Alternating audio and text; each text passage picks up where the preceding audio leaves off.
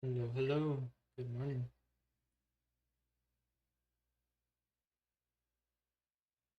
Here to see whether or not chess will. Oh my goodness. Chess is landsliding.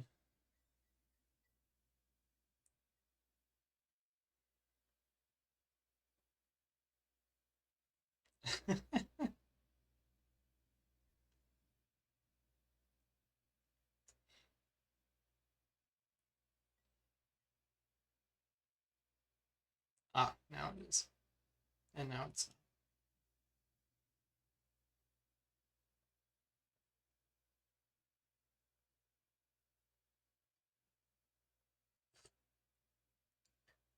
I had to change my setup because yesterday, or Wednesday when we streamed last, it got too bright in the room and got washed out. So,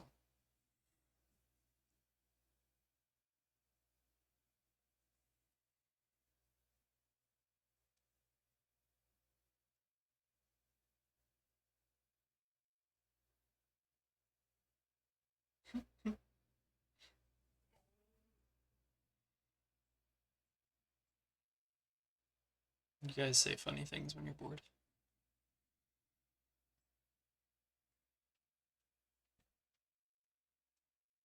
Anya, Anya, you wanna come say hi? Come, come. Anya, look. Here. Hi. Good morning. Come say hi. Say hello.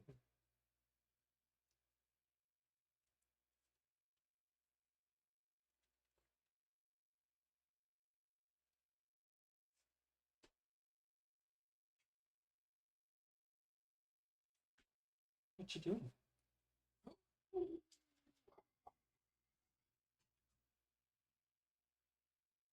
want a kiss? Oh, oh, oh. Bye. Okay, get out of the office. Go. Bye. Doggy. Yep. Cutest doggy. So no one wants Wordle, is what I'm saying.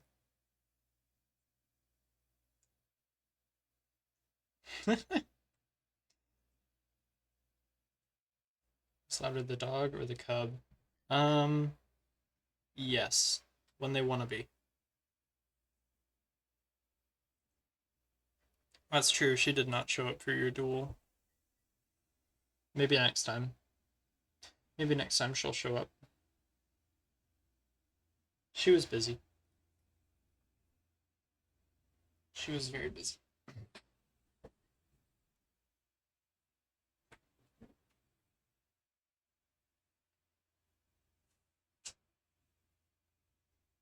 Looks like it's going to be chess. Is there any way to fix the punctuation in this chat thing? I have no idea. I've looked into it and it doesn't seem to want to be fixed. I even joined um, the Discord server for the stream application that I use to stream chat, and nothing. Nothing. So I don't know. I might need to find a different application or browser um, system to make it work. Okay, trust me. Actually, a little bit surprised by that.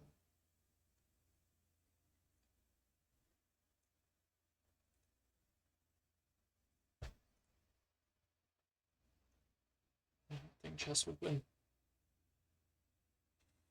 I'm so sad. I recently had a massive streak. It was like 140-day streak on chess, and I lost it. I just forgot. 100% blanked. Do some chess puzzles. What's your rating on standard 10 minutes? Uh, check.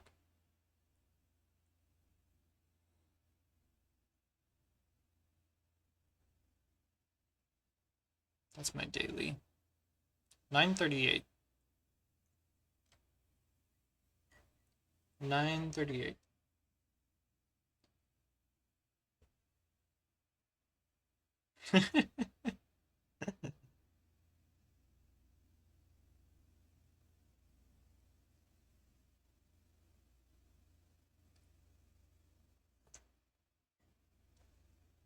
I was in 1200 and I was on my way to the final league that's available in chess.com.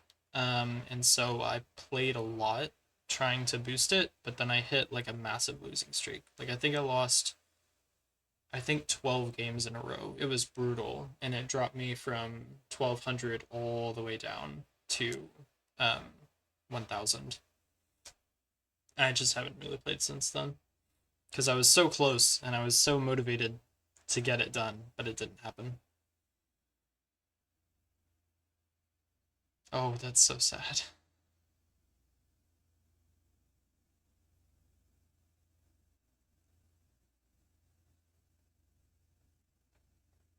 I'll do some puzzles.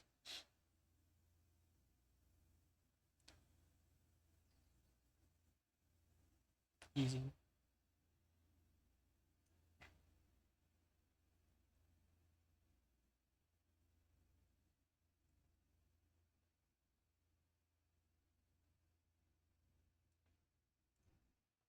There we go.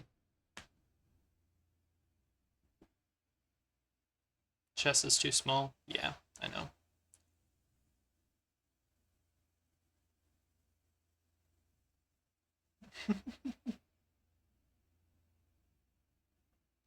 I'm hoping so. I invited the Discord server group, but we'll see. It will depend on what they want to do with it.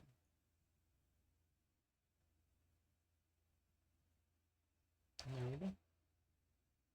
Other side guys. Very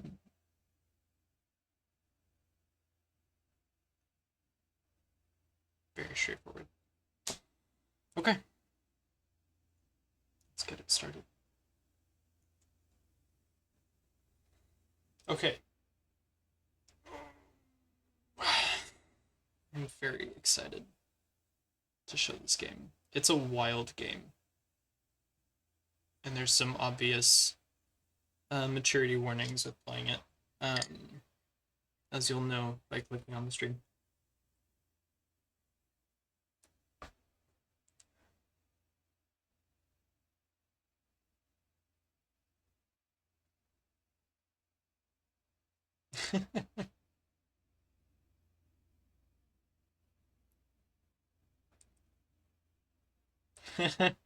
True. You guys are the Cormon guys. It's very true. Gosh. They're the other guys. Be nice to them if they come into chat, okay? Be friendly. Be friendly. Alright, I am gonna do the tutorial to kind of explain the gimmicks and the things behind this game, because it's definitely something. We'll do the tutorial. I will be skipping all cutscenes though, because I'm not interested in rewatching those. I played a lot of this game, and so I see no need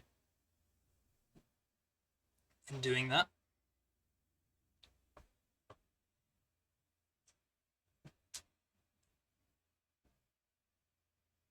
The lore. Okay, so there's some obvious stuff right at the get-go. Obviously there's like HP, and you've got defense and dodge, all that good stuff. Now, the gimmick behind this game is the AP system. So unlike regular turn-based strategy games, you instead have a timeline, and this is what you have here at the bottom of this screen. And depending on, there are like two tiers of action levels. The first tier of action levels will have you going at your regular end of time and put you next on the timeline. So right now should be going in 50 time. However, if you spend more than that, if you go below this line, it doubles your time until your next turn.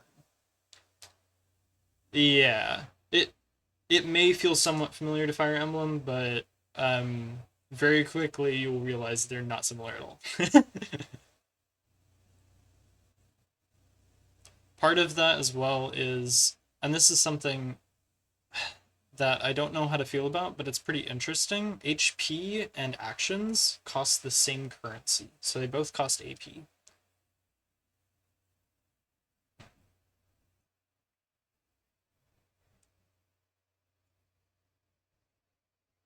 So now that we've finished our turn, it will send us to 50 in the timeline.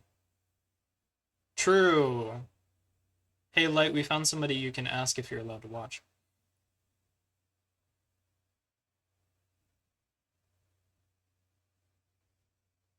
That means we have people hanging out and just watching. I actually don't count towards the viewer count. Isn't that interesting?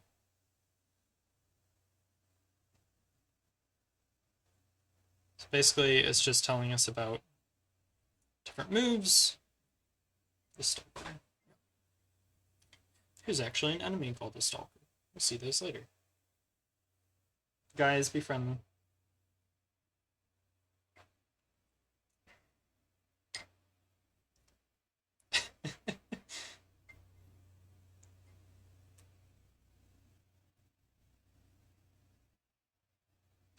The other kick is that there are 3 types of actions in the game. So you've got instant actions, which you've seen a lot of. That's when, you immediately do something on your turn, and the AP of that counts immediately against your next turn.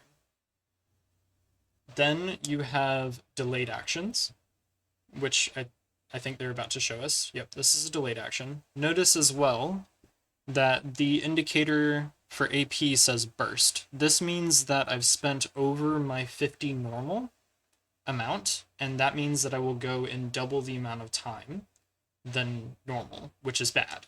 You don't really want to do this. It is the tutorial, so it's just trying to teach you stuff, but this is something I will not be doing terribly often when we actually get to the real run. And so that was a delayed action. The way delayed actions work is you set them on your turn, but they will not activate until further in the timeline. And those will also cost AP. And so now it's going to give me a scenario to work out.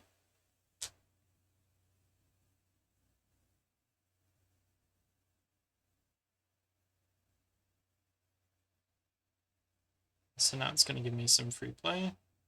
Finally.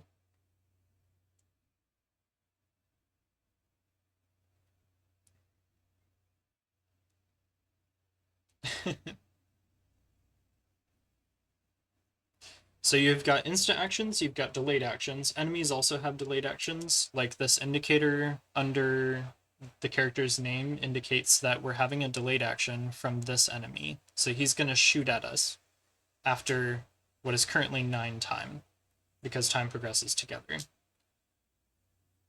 Yeah. Instant actions just happen on your turn. They are very simple.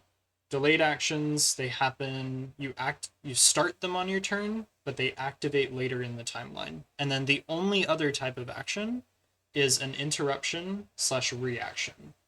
So there are 2 more.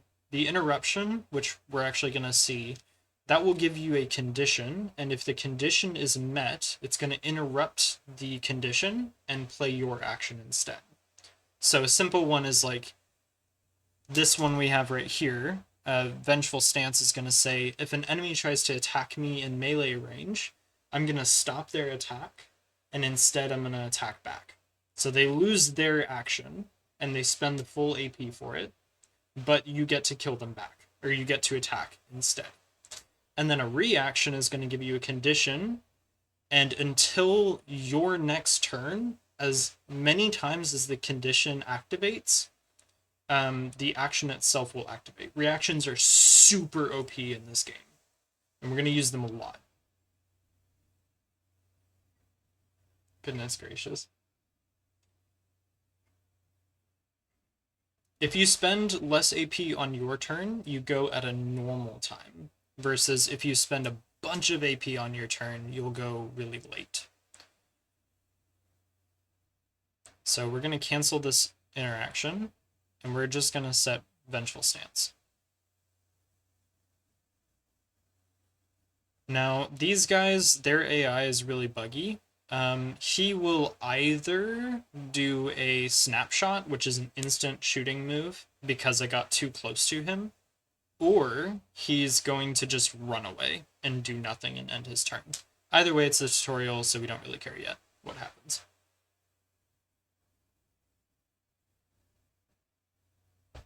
So he came in close, he's running away, and he might snapshot. He did not. That's good. He's going to attack, and we're going to interrupt it. So there's an example of an interruption. The condition was enemy attack me in melee range. The condition happened, and so I interrupted the move and killed back. This is a good example of a delayed action. That unfortunately doesn't hit both of them.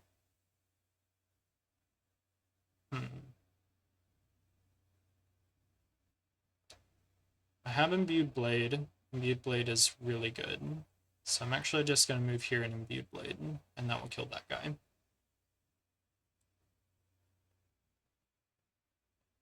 Now, as we get further into the run, there's going to be a lot of conversation about bugs and a bunch of other stuff that I'm going to be exploiting. Because this run gets hard. When you talk to the developers about it, they actually had an interview with the developer after finishing the MonoCycle run. And the whole point behind the game was to make this type of challenge not possible. You're not supposed to be able to do what we're going to do. We're literally not supposed to be able to do it. And that's kind of what makes the run so exciting.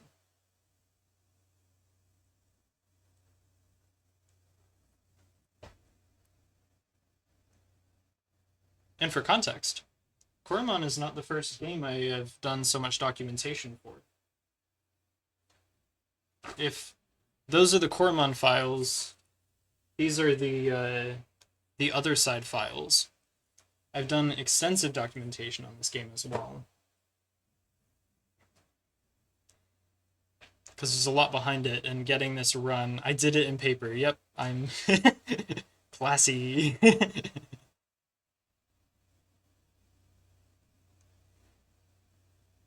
He should snapshot at this point. I don't see why he wouldn't. I'm actually going to move away.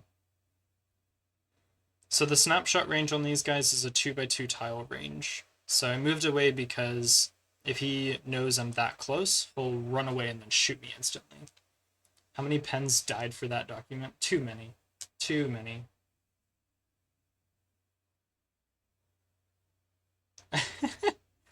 Probably because I haven't actually put in the time for that.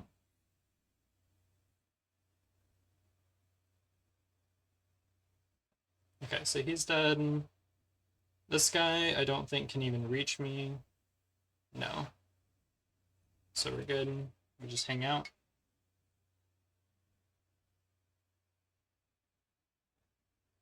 We'll do reinforced armor.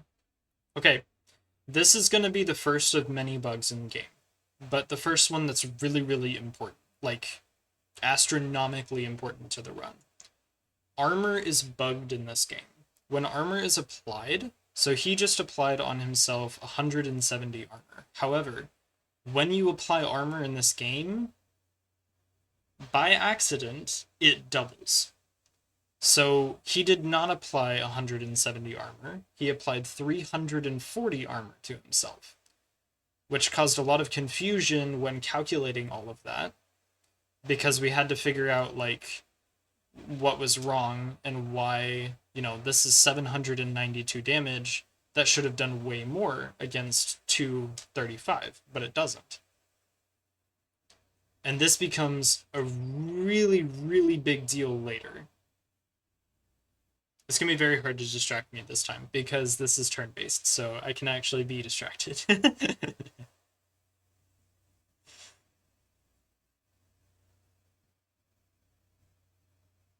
Which is also a perk of playing this.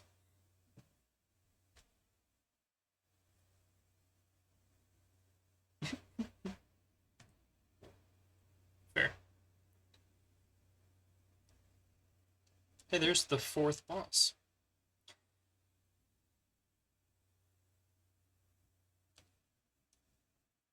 choose an anti-light game, you'll have to just come back on Wednesday. That's a good question.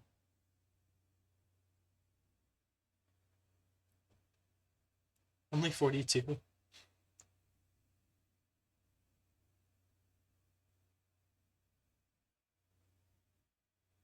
Okay, so this is the screen I was talking about. Let me read this out. Othercide is a game about sacrifice and tough choices. Progress is auto-saved. There is no turning back. By the way, this is actually sort of not true. There's actually an exploit to make sure autosave works for your benefit. The enemies in Othercide are lethal, and every mistake will cost you dearly. Your daughters will die. That's the name title for our characters. Your daughters will die, and you will lose, only to rise stronger. So again, the whole idea is that you have to reset. It even says, this is the big one, the game expects players to fail because failure is not the end. After ending the run, you restart with additional bonuses and even the ability to resurrect fallen characters for a cost. So there's a 100% expectation that you will lose. And the whole point of the challenge we are doing is to say, nah, it's fine. We're going to beat it in one cycle. Which, again, I have done this before. It's also been a really long time. Save scum. That's the thing. The game auto-saves. You can't save scum. With one exception. I'm going to show an exploit, but we're going to get to it later.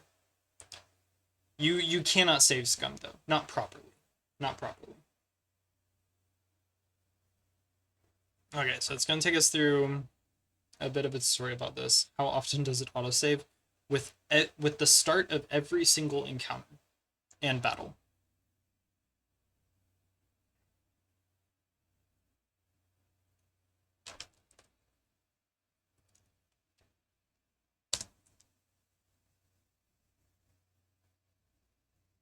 Oh, don't force me to make your shield bearer. Okay, good.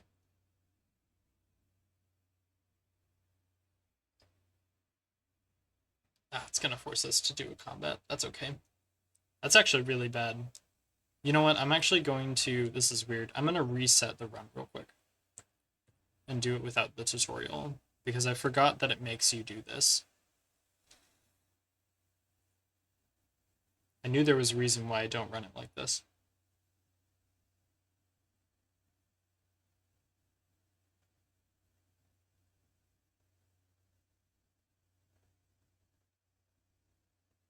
Okay. Why Soul Slinger? I will get into the classes in a moment.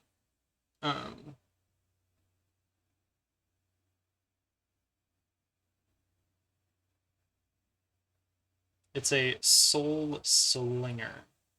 Like a gun. Shooting a gun.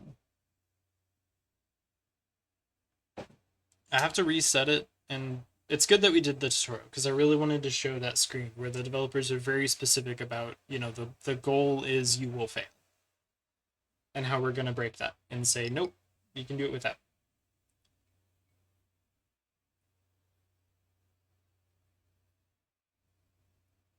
She do be wielding those souls.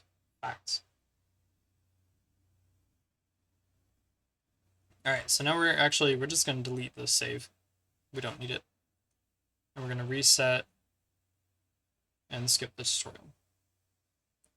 What this will do, actually, it actually has a few effects. Number one, it won't force us into a mission immediately, which is actually really important. And number two, we actually get more Vita, which is the currency in this game, than otherwise. And we also get to start with a third character. So there's a lot of perks to just skipping the tutorial. Okay. I'm going to start on this screen because we're never seeing the screen ever again. This is the whole roguelike aspect. Every time you get a in-game directly relevant achievement to the run, you unlocked a remembrance.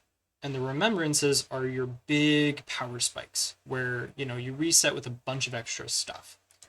We are never going to see these again, unfortunately. We only get this one. The rest of these, We're never seeing them. We're never going to use them. There's no expectation that we will ever have these ever again. We're going to earn all of them pretty much by the end of the run, but we're never going to see them again.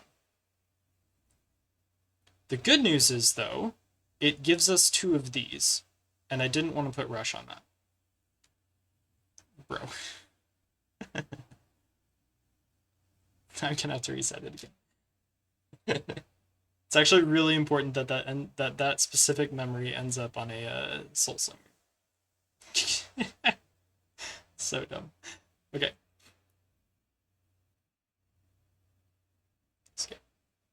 Crazy misclick. Yep, the misclicks have already begun. And the thing is, because it autosaves, you just have to reset the save file. Okay, anyway. Alright. Like I said, we're never going to see this screen again, but we're going to happily accept this one item. Okay.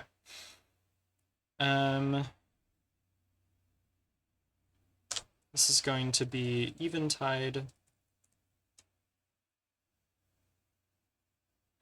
Let's see. Just going to do a little bit of customization.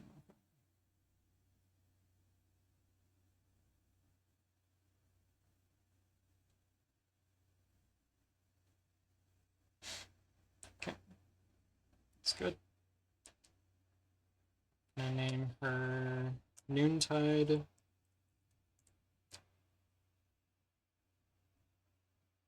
Yep, that works.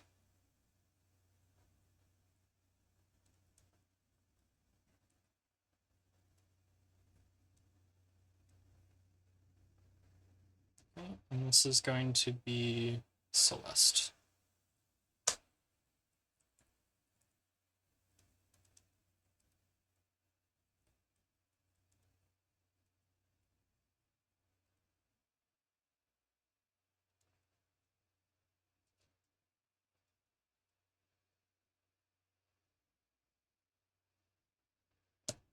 Okay, and then we are going to create 2 more characters. Actually, 1 more character. We're just gonna... Any reason why they are all women? No idea. So I have set names for all the characters. So I'm just going off of what I've used in the past. So this is going to be Belsung. Okay, and that's going to be a Soul Slinger. Belsung is really important to the run. Like, very, very important.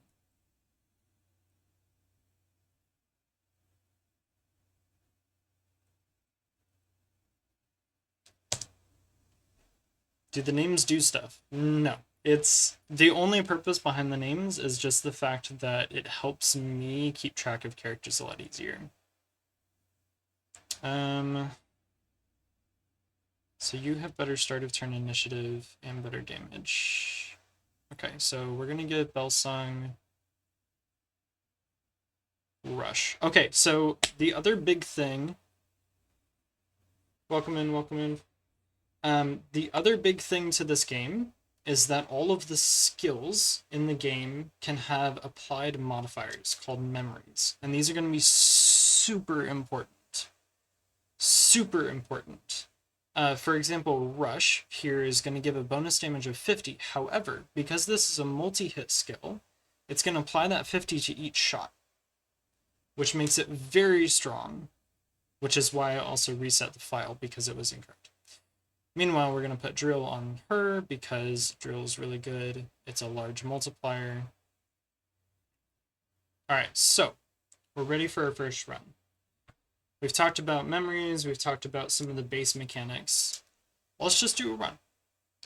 And this is where I'm going to immediately start doing some maybe strange things. We're taking... I'm tempted to only go 2. You know what? We will bring these 3. The most important thing in this game, or one of the most important things to this run, which is what all of this documentation is actually about, has to do with things called traits. And traits are modifiers that are applied to your character if they meet certain conditions during a mission. So we've got a massive list of conditions, and they're also sort of based on your level. Is there an advantage of only bringing 2? So there would be, and I debated it, but there's 2 traits in conflict here. So the first trait we're hoping for is the trait aggressive. Aggressive can only be awarded once on your first mission, and it's for doing the most damage on your team. And that's really, really good. And it impacts the damage of multi-hit skills really well. So I want to get it on gunslingers who have these multi-hit moves. The problem is it conflicts with a different trait, the trait veteran. And veteran is the most important trait in the entire game. What it does is if you take no damage for 10 missions in a row, then you get this additional multiplier of 10 extra AP. It's not a multiplier, it's an additive. You get an added 10 AP on your character permanently, so they can just do more every single turn. It's a really big deal. And we want to get it as soon as possible. So here there was a conflict between, whether or not I get aggressive versus getting... Because I could get aggressive on multiple characters, which is really good. Or I could focus on trying to get veteran as soon as possible. And from past experience, veteran is just more important. Veteran is like really important to the run. I want to get an early shot on this guy. Celeste doesn't do much damage, bless her.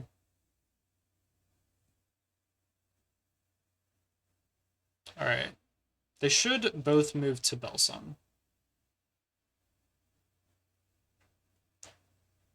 I'm actually surprised he didn't do a delayed action. Oh, that's right. Yeah, no, I do remember. Okay, so the guns here are very abusable. Their core mechanic is that they want to take out the daughter who's moving last in the timeline. You can easily abuse that to make sure that certain characters get targeted. And you can force them to move a really long distance. There's going to be a lot of that in this run. There's going to be a lot of manipulating the AI and making it do stuff that it doesn't necessarily want to do. I'm going to try and take out this guy. No one is going before us, so we're just going to wait.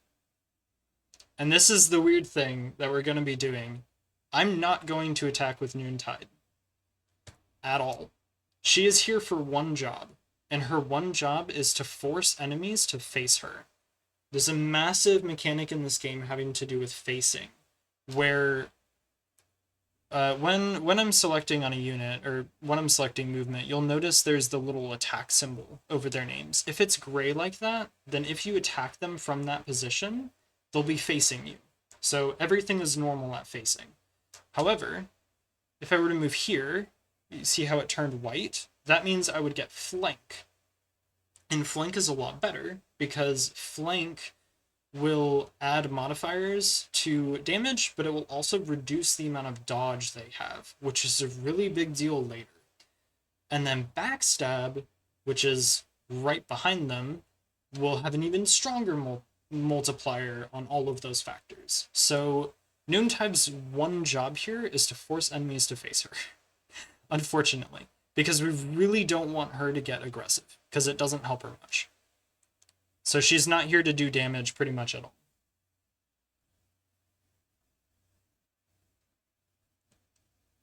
So we're gonna shoot him, take him out. We really want Belsung to get this trait. We're gonna power up Belsung as much as possible.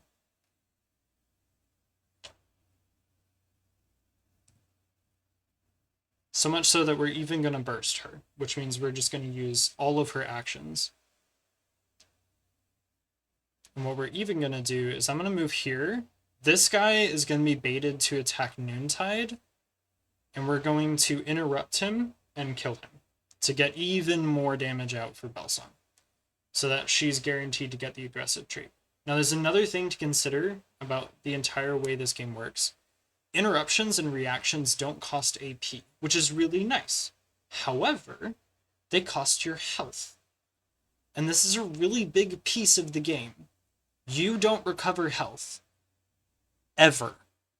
There are only two ways to get health back. The first is to kill a character to heal another character. It's called sacrifices, and we're actually going to be doing a lot of those. You'll see why. And the second way is by leveling up. And it's not a full heal to level up. Simply put, and this is kind of, I guess, a type of abuse on the game, is that when HP is added to your max HP, it also adds it to your current HP. So every time you level up, you'll get a little bit of HP back. And we can actually abuse that as well. We're going to be abusing as many mechanics as we possibly can. We're going to leave Noontide where she is.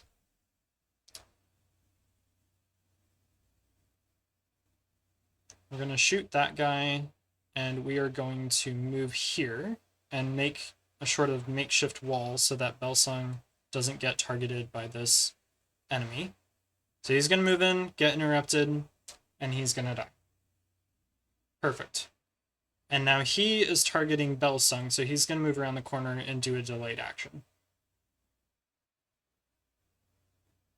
Now, an interesting thing about the way these guys work is because of the way he does that, he actually locks himself in place. And again, we're not going to do anything with Noontide. We're instead going to move Celeste over here to get backstab. And we're going to finish the round.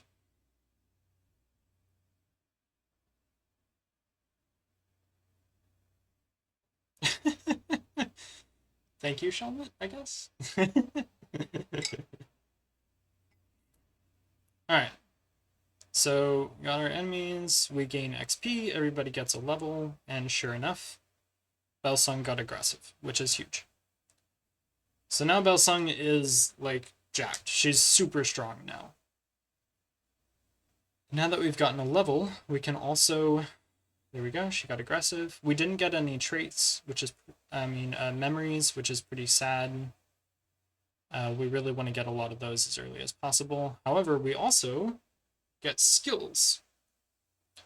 There's a lot of branching skills, and they're all pretty great. I'm of the impression that all of these are really, really excellent. On Belsung, I like to rotate skills, with one exception for the sword skills. We're going to take Shadow Round, which is really big for the first boss. It's actually how we're going to kill the boss in one cycle. He's not even going to get a second turn. We don't want to take Shadow Round on 2 units, though. We're going to pick up a third Gunslinger later, who will take a second Shadow Round. For now, we're going to take Wrathful Rain. And for the lovely Noontide, we can take either of these. They're both really good. Immovable Stance is amazing with a lot of good prediction, which I know the AI really well. Lightning Strike is really good early movement access. I'm going to take Immovable Stance. Okay. And the story part of the game is kind of through reading text. There's a couple, like, actual cutscenes and stuff, but we're probably going to be skipping most of them. Are HP costs always in percentage? Yes, they are. And that will be interesting, because that means they get more expensive. But we're not taking damage. In my last run, I made it all the way to the end of the 4th boss before I took my first instance of damage. No, 3rd boss. I'd never took damage until the 3rd boss. And part of that is a lot of the mechanics you're going to see. So kind of the idea is health is more of a currency at this point. Now, when you finish the synapses on one day, you get to progress to the next, and you have to. And this is an interesting piece. A character can only do 1 encounter per day. So if I use a character in 1 mission, she can't do another mission on the same day. And on the bottom, we have this timeline. This middle skull is when the boss is going to show up, and he's going to be available for combat. We're not going to fight him until the end. These exclamation points are little, like, minor events that will add conditions to missions.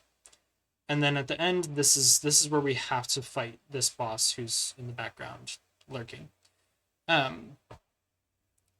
There are also different types of missions. So the mission we just went on was a hunt. And hunts are really basic. All hunts are is you go in and you kill stuff. Penances are a little different. They're pretty hard, but they give lots of XP. And so we're going to actually save this penance for our final character when we finally add her. We're going to do a hunt instead. We're going to bring Belsung, Eventide, and Noontide. We are... Wait.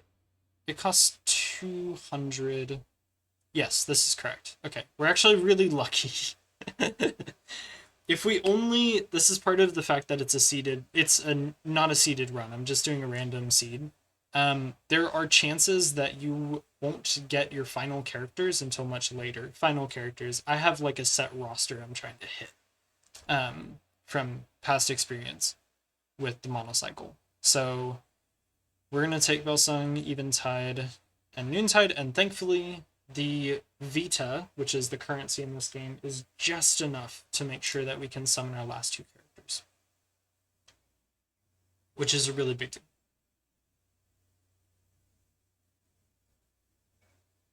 We will summon a 7th character, but not for a while. That's probably going to be after the final boss, after this first boss. I might summon her sooner, it just depends. There are also different difficulties of missions that will vary like what comes to the mission. And this is the hardest difficulty of any mission. So hopefully... Okay, but we have a really good map.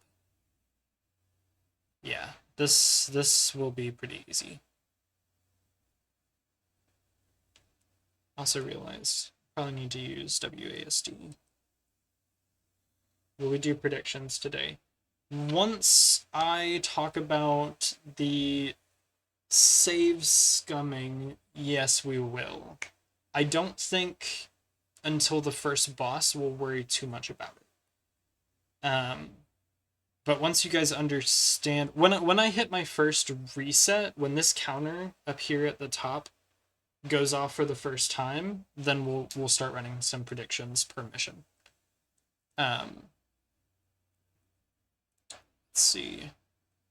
So he's bad news. I think we just move up. Yeah. I'm just gonna take her up there. Noontide. Let's see, you're coming in there, you're coming in there. If I move here, there's a chance this works. I'll hit the guard at least, but we'll see. I might get both. And Eventide is going to follow Belsung up. Actually, I should have gone down, because that would bait the guns to follow her.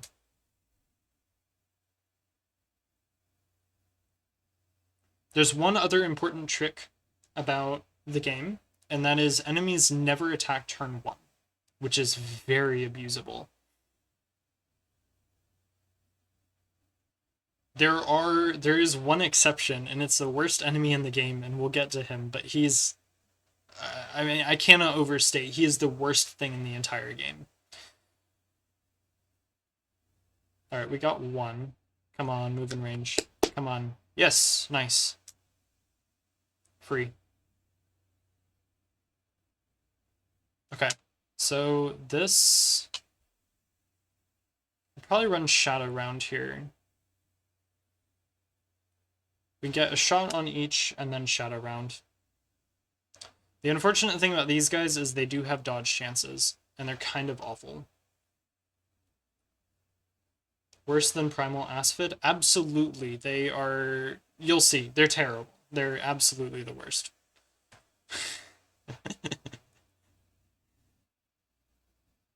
I've never been so annoyed at an enemy in a video game before.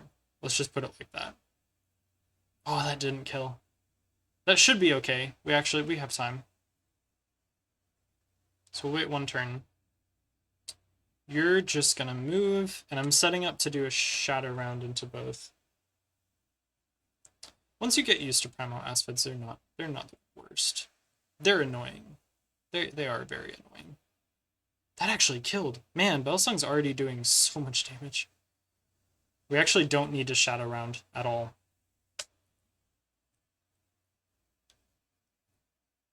So the trick we're going to use here is I'm actually just going to back away. And enemies are required. They're required to move to an enemy who is within one tile. And we can abuse that super easily. So in this instance, instead of going after the other units, they're always going to come to us. And the way Immovable Stance works is when an enemy enters melee range, we hit them. And we hit them hard. Frick. Okay. We've hit our first reset.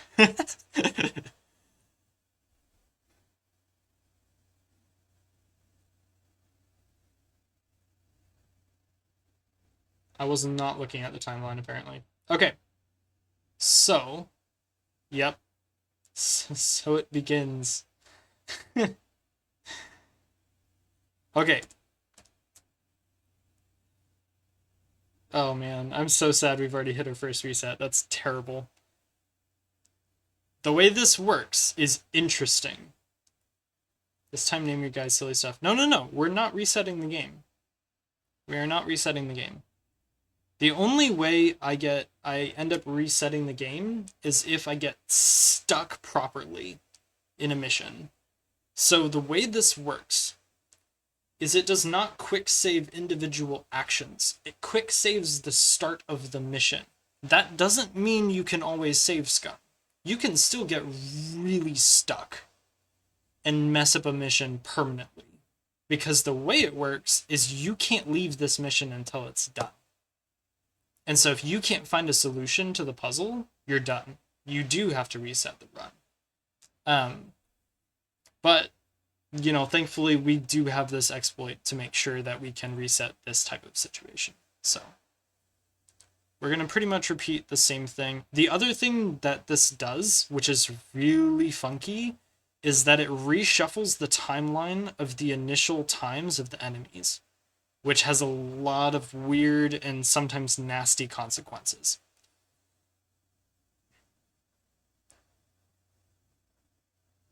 We're actually going to go this way this time. I think that'll make a massive difference, because now these two will come in much closer, which we want. We want them to come in really close. Yeah, it's not terrible. So, but what we'll do for predictions is at the start of new missions, we'll set a prediction for how many resets it will take.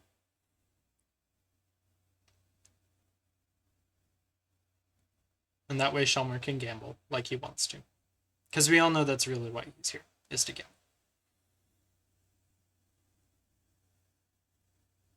Oh, he didn't come in close enough. That's really sad, actually.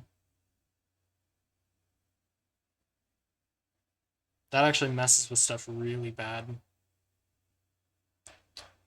So he's going before we do. Just don't miss. If she lands both shots, we're fine. Just land both shots. Okay, it didn't matter. She landed 2 of them. Here for the funny and the gamble. I know.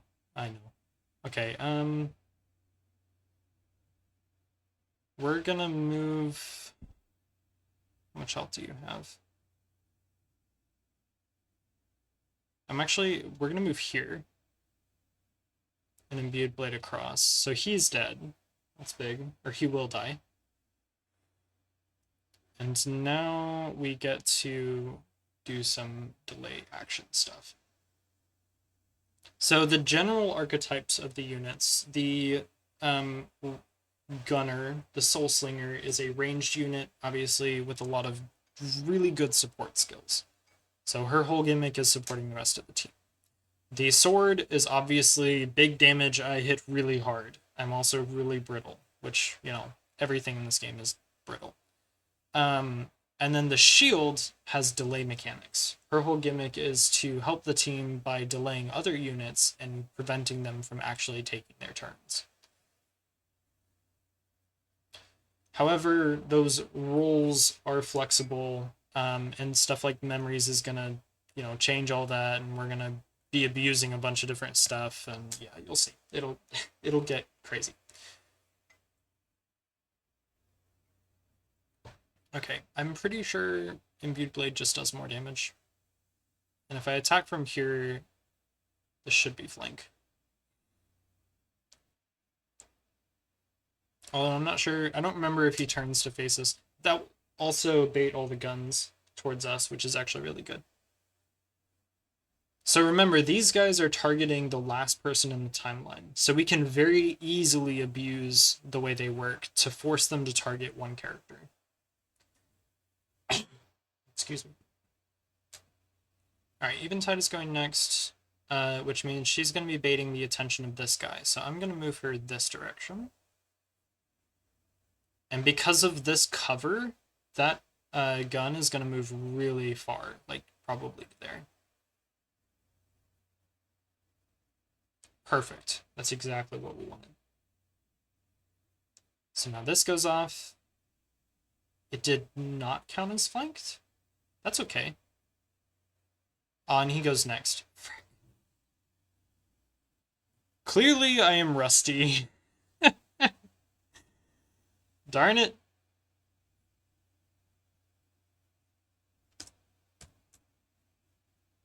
I am so rusty. I haven't played in a while.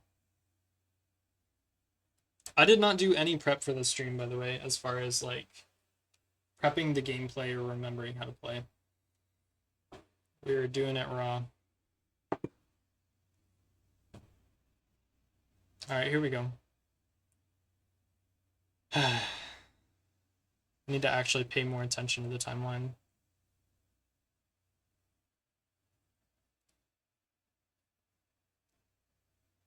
Alright, we're pretty much, yeah, we're just gonna do the same stuff.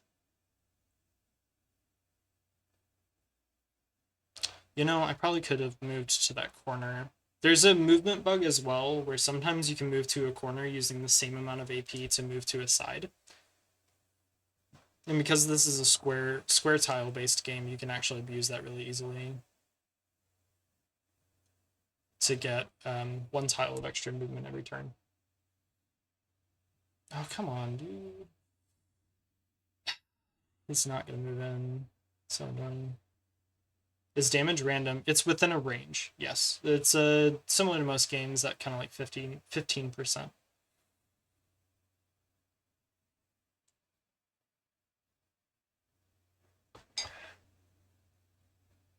So yeah, there is some chance involved when it comes to that.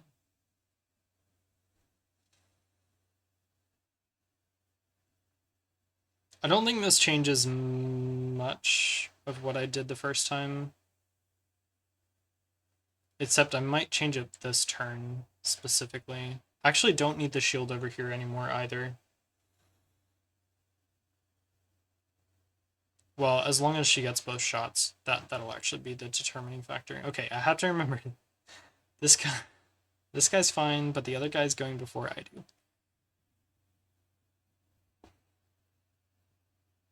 Okay, so he's dead, and we're gonna bash once and then move away, because we won't be needed here anymore.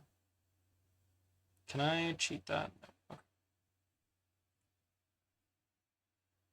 So now he dies, which is great.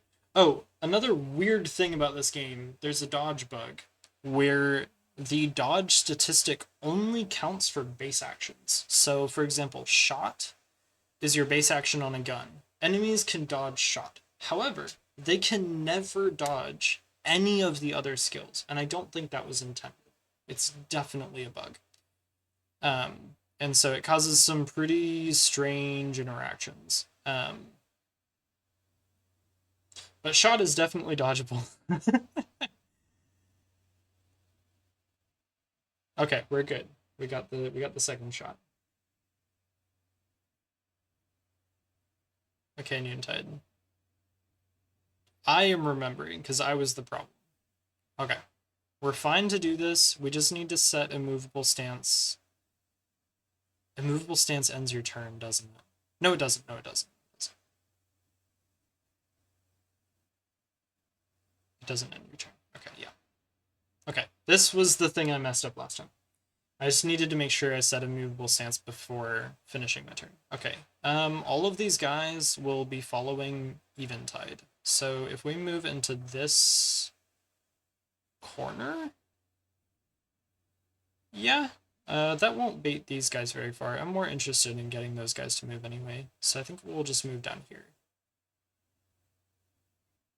Are they going to fix it? No shot. This game has been out for like 5 years. I've been on the server for Othercide for half a decade, so no, there's no way they're fixing it.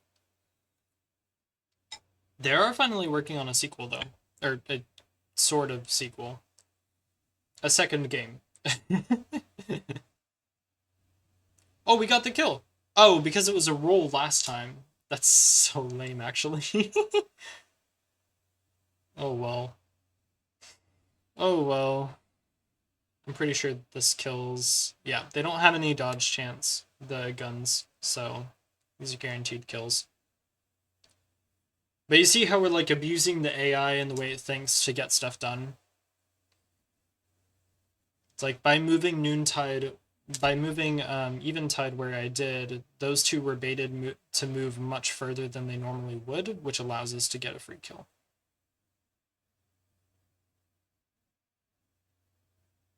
Okay, this is also weird.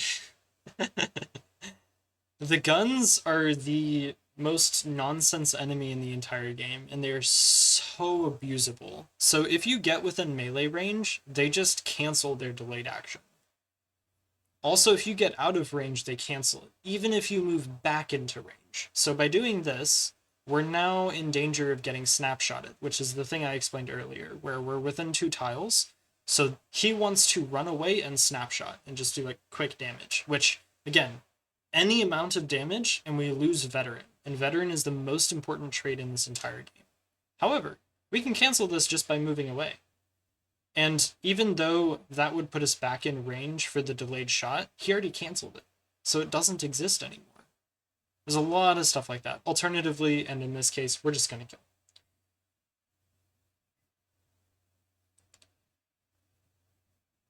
You get a cool little red flare if you kill an enemy in 1 turn.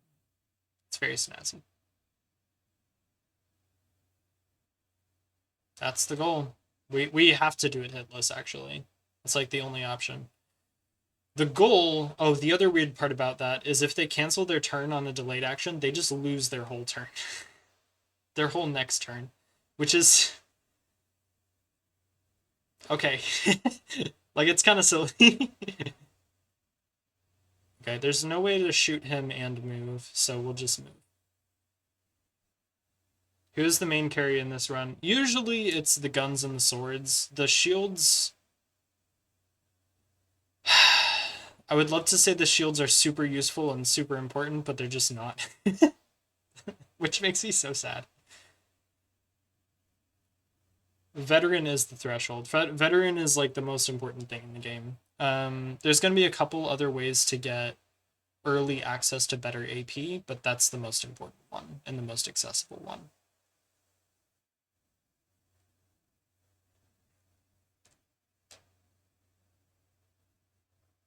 This won't kill. That did kill! Wow!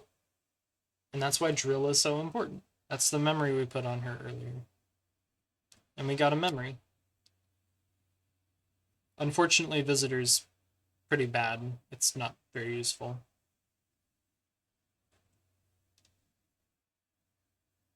Okay, so we're gonna move... Oh, because Eventide is blocking our ability to move. Actually, we're gonna do this. That does delay us, but we'll be okay, because Eventide is gonna do some funky stuff. So Eventide is gonna bait attention, that makes this backstab, and then she's gonna slam twice. To delay this guy so much that he's just not gonna go again for a while. And even though neither of them are going again, the backstab should kill, but even if it doesn't, Belsung can clean up. There we go. 2 resets already on the second mission. That's really sad.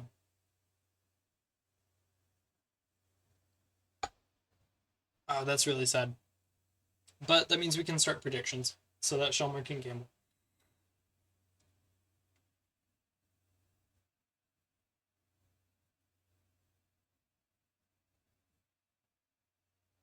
Oh, goodness.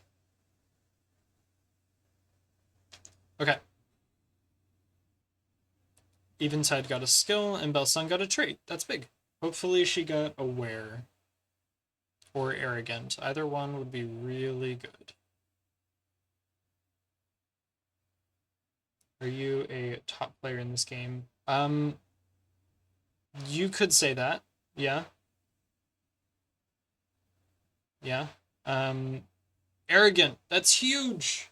Okay, so let me explain something really weird about this run. Normally in a run of this type where we're trying to beat a roguelike, wrong, you want to level up really, really fast, right? You want to get all your XP, you want to get levels, etc., etc., etc. That is like the opposite case of the way we run this run. We don't want XP at all. As much as possible, we want to avoid it. Because, and this is really weird, the traits in the game, and these are super important, like, this is the most important thing in the game. The traits in the game are locked behind, even though the enemies scale. They do scale, and they scale really fast, a lot faster than you do. Despite that, the traits are locked behind your levels. So there are only, like, these traits up here at the top are locked behind being level 5 or lower. As soon as you turn level 6, you lose access to all of them. And some of these traits are really important. So we want to level up really slowly. And so one of the best traits we can get early is arrogant. And arrogant makes us lose XP, lose a certain amount of the XP we would gain during a mission, which is really valuable. And honestly, like, the crit damage doesn't even matter. We don't care. We don't even care about that. We're 100% just here for the reduced XP. These ones are really good. I'll take Blacksmith's Grace. Okay, so picked up those. La la la la la. It's all story stuff. And look, we unlocked a remembrance that we're never gonna use. Yay. Alright, let's create 2 new characters. We need, we have Eventide, so we need Belfair, who's a shield.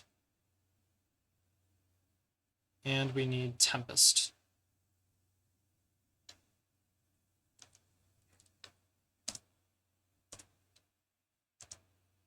Excuse me.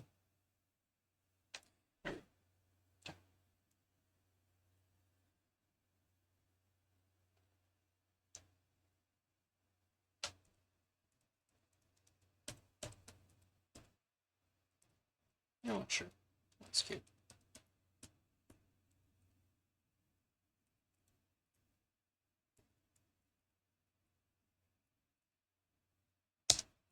Okay. And we needed Tempest.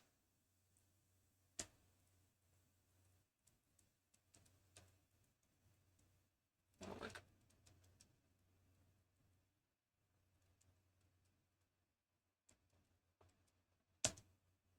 Alright. Did we get any memories? We did get a memory or 2. And they're also pretty useless. Both of those are really bad skills. We're not going to use them. To equip memories, you also have to spend Vita, which is the same currency you use to buy characters. It's also just an important currency to make sure you have topped up. So we're going to be pretty selective about when we actually use it. Alright, we're only missing 1 character, who we don't need for a while, but it would be nice to have very soon.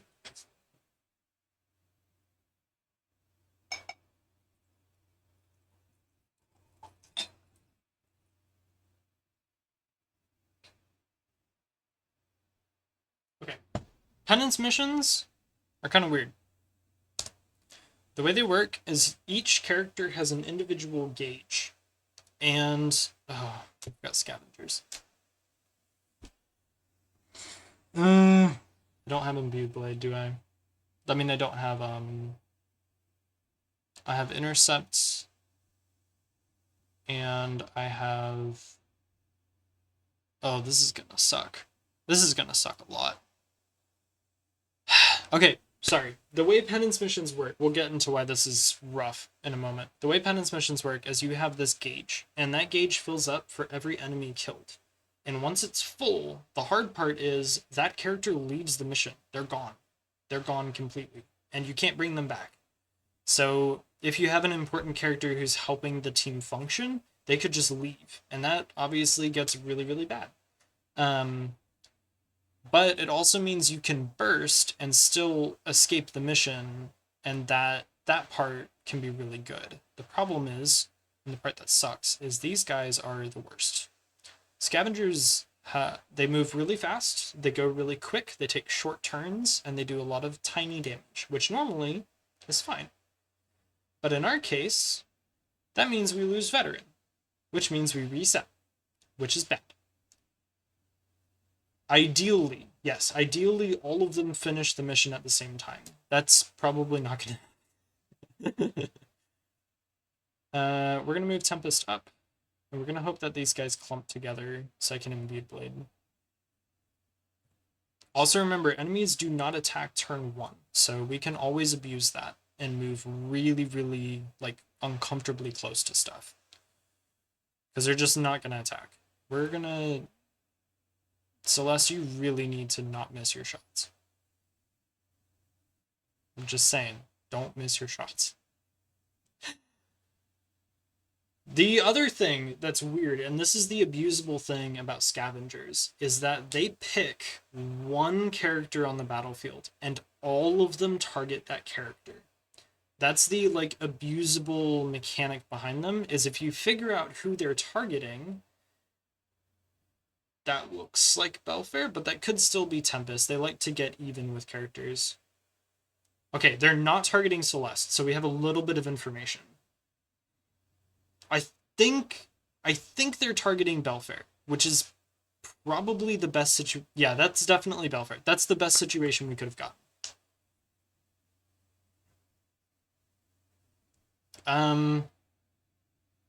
Oh man, that's not in time. Is it? No. Okay. I'm just gonna hope this slash kills. So there's an 85% chance he just dodges it. We're good. We're good. So this guy shouldn't attack us. Now, scavengers are notoriously buggy, like horribly buggy, and will sometimes decide that they don't want to actually follow their programming at all. There's also a chance, like, if you end in the same movement as when they move, they could still choose to attack you, even though you're not the target, which is also annoying. So he's not going for a Millennia. We don't have to worry about this guy pretty much ever again.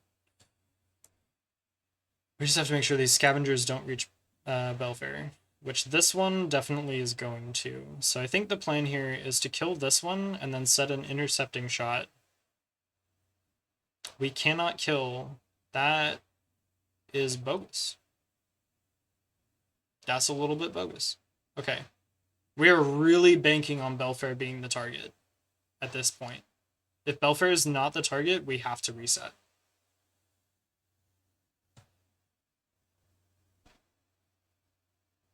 Okay, good. Good. Belfair is the target. So this intercept will kill this one. He's not going to get to do his thing. We're good.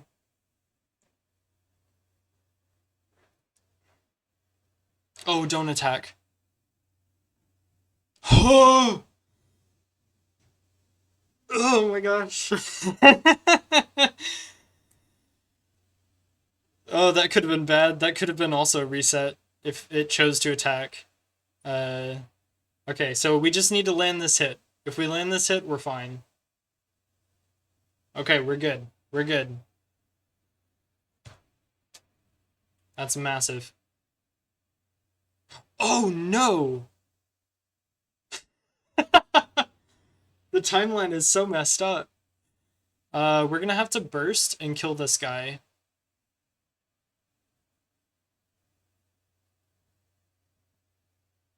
Okay. So Belfair's not going for a long time, which could be really bad. And if anyone kills this, they don't get to continue combat. How much does Wrathful Rain do? So Wrathful Rain will kill. I think we let Celeste finish this.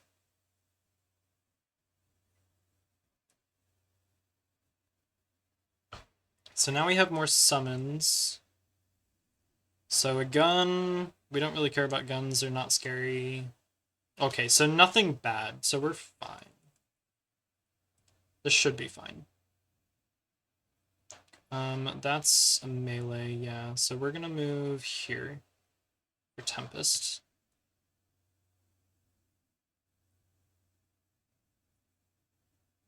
We're gonna do a cool kickflip.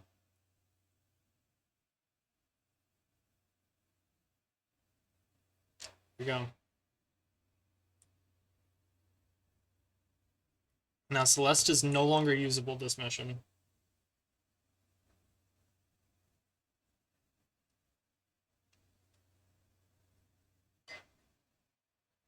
Okay, so Tempest can kill that. We're just looking to see what Belfair is going to get. Okay. A gun is fine. That's easy to take out.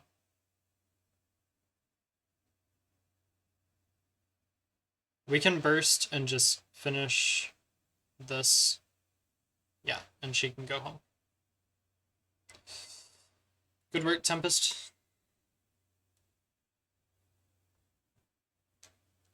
So now it's up to Belfair, which should be pretty easy. We'll move once, end our turn, and then next turn kill.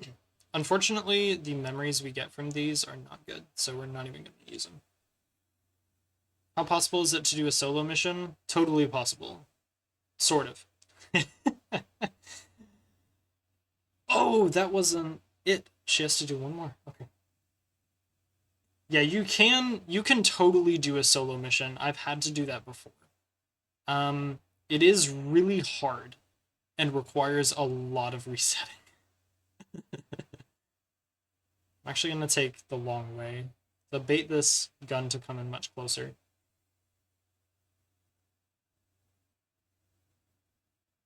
That's good. That's good. Okay. It is totally possible, though. The most equipped to do it is probably the sword. Endgame sword can definitely solo a mission. Endgame gun can also do it pretty easily. The Soul Slingers are very capable. When you run them the way I'm running them, they get such high levels of damage that they can totally solo a mission. It is hard, though. It's very hard, and it takes a lot of patience and usually a lot of resetting. Oh, I forgot that we're... So, because that was their first mission, one of the two, between Tempest and Belfair, was gonna get aggressive, and I should have fiended that to Belfair. However, like in a penance mission, you have to get kills, so it's kind of hard to guarantee that. So it is what it is. And on an impossible hunt, it wasn't realistic to bring her to that. Okay, so we've already taken Blacksmith's Grace. We're going to take Shield Bash, just to spread out our skills. And, you know, from personal experience, I have found that immovable stance is generally more reliable. So I'm actually just going to double down on that. I don't normally do that, but I think that makes sense here, especially because she got aggressive. So with the multi-hits, it'll be pretty valuable. Alright, I don't think we got any useful memories. Not that we have the V to actually equip them. Do they get aggressive if they are only newbie in squad? Yes. Well, actually, yes. I was gonna say it has to... The only requirement is that it has to be their first mission, but it is also level locked. So they have to be between level 1 and 5. So if you... And there's a way to do this later using the remembrance system, which we're never gonna see. There is a way to summon characters already at a high level, but we're not going to ever do it or see it. So pretty much, yeah, they have to be a newbie. That's so unlucky. We got only one synapse this time, but it is a rescue. That's big. That is really big. And this might take some patience. So we're going to bring both guns. Actually, we're going to bring both swords. Yeah, we're going to bring both swords. So rescues have a really weird trait that is only available for swords. If you finish a rescue mission with a sword, there is a tiny chance that they get the ability Resourceful. And Resourceful gives them a plus 10 AP. It's the same as Veteran, but it's completely free. All they have to do is win a rescue and win a gamble. It's just rolling dice. Yeah, so we'll see what rescue missions are. But it is a gamble. And we just hope we win the game.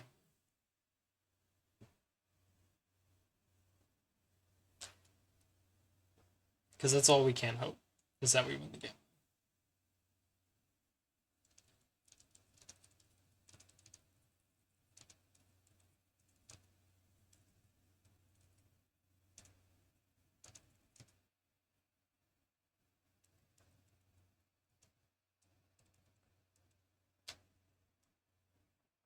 All right. So the way this one works is you get an extra character. It's called the Bright Soul. What the Bright Soul does is move around. That's all you're going to be able to do with her. She can't attack. She can't do anything. She can, however, actually be useful in combat, and we're going to be using her in combat. But she can't attack. What we're going to be using for her for is how I used Noontide in the first mission we played. She's going to help the team get facing, which will allow us to get backstab and a whole host of other fun things. So in this case, this guard should come here. Yep. And then next turn, we can move the Bright Soul around to the other side to get backstab for Tempest.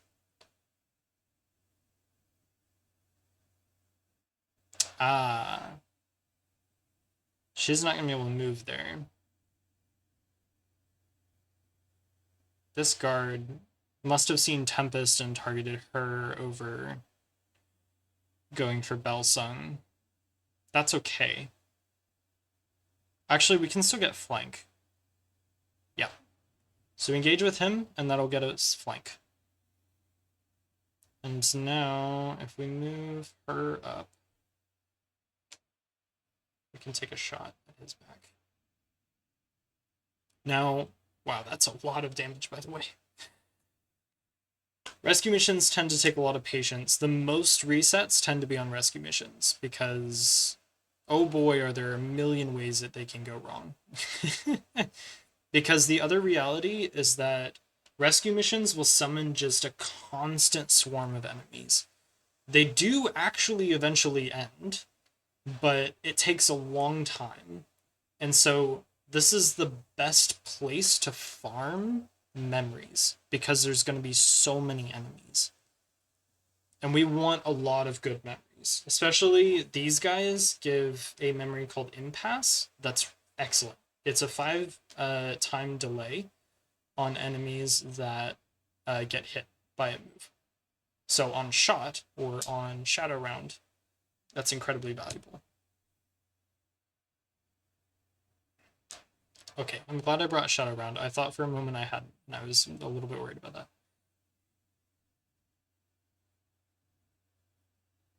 Okay, so he's down. We're going to move up further onto the field. Noontide, what are you? A gun. You're going to be a gun actually targeting Noontide. So if I move Noontide over here, that'll bait him to come closer to us. We are doing a last stand. Oh, I didn't explain the rest of it. We're trying to get the Bright Soul to a rescue point. It's like an escort mission in other games. If you've played XCOM, it's kind of similar there. We got one. Oh, that's huge. We got a really good memory there. We got Impasse, which is what we wanted. We're just going to move you up. There is a zone over here. where we're trying to get the Bright Soul to, but we can also we have to get our daughters there as well so that they can escape. But yes, we're gonna stay and try and kill as many enemies as possible to farm memories early. No, just don't reset. Exactly, you know? Just do better. So remove the Bright Soul here. That'll give us backstab on this guy for Belsung, which she probably doesn't need it, frankly. She's doing so much damage right now. Oh my word. She's too strong. The guns get outrageous, by the way. They're very strong.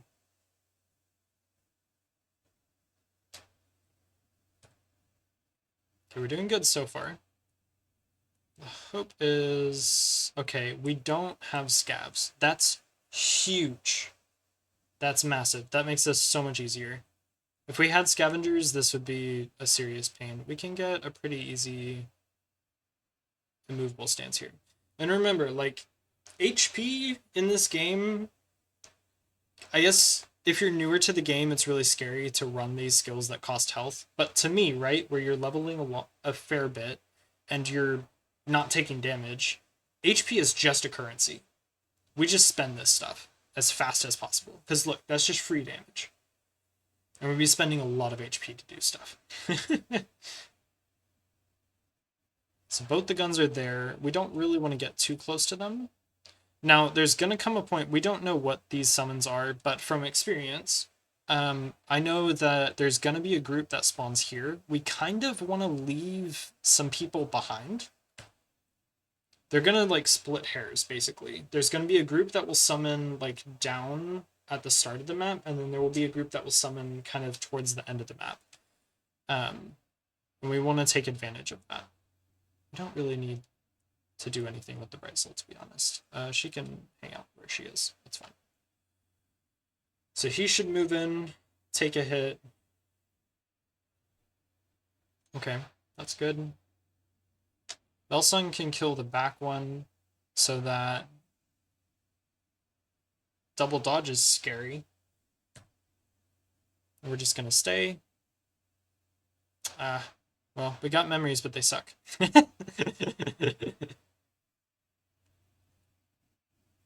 There goes the guard, and we can now reposition a little bit. Man, they're not going for a long time. That's nice. There's a lot of summons coming in, though. So we're gonna move down a little bit more. Now, remember what I said about how enemies don't attack turn 1? There is a exception that is not a specific enemy who's terrible and I hate more than anything else. There is an exception where if you put yourself right on the spawn of an enemy, they will attack turn, because they'll see you, they'll see that they haven't taken any actions yet, and they're just going to immediately attack. And that, of course, that's really bad. And unfortunately, there's no way to know how that works unless you play the game enough to know where enemies spawn per map. Which also kind of tells you how much I played of this game.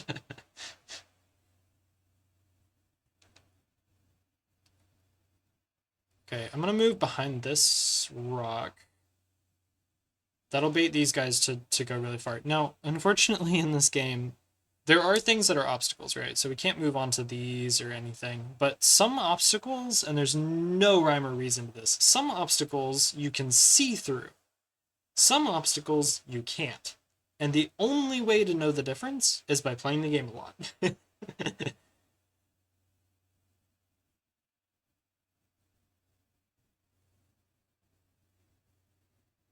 Okay, Butcher. We're hoping for guards. We really want guards, not butchers. No guards. That's really bad. Well, it's just sad. It's not bad, but it's just disappointing. Just disappointing. This guy's going really soon, huh? And Belsung is right where I would want to be for Imbued Blade. We should still Imbued Blade.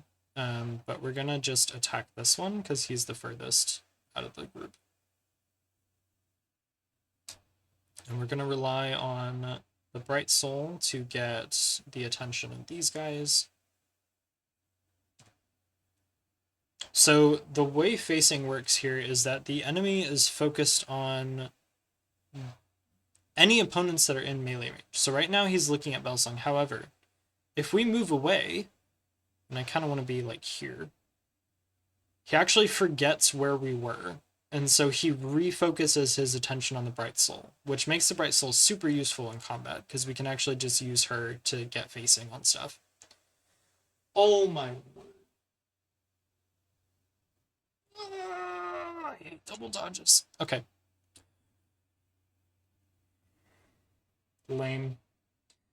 There's a chance now. This is... You know what? We could burst. We'd get the attention of these guys, huh? Actually, that's kind of bad. We don't want their attention. We're gonna leave it. There's a chance we reset here. The chance is if these scabs have a target that is not Tempest. If they're targeting Tempest, then we're fine. If they're targeting Belsung, we're in danger. We're gonna have to reset. It could also target Noontide, and that would be fine. Why? Okay. Well. Scavs are the worst. Let me repeat. Scavs are the worst. They're not as bad as these guys, though, right here in the background. These guys are monsters. They're called infected, and they're the bane of this run. Absolutely the bane of this run. Gets me emotional? Yeah, I guess it does. It's a frustrating game sometimes, but I love it.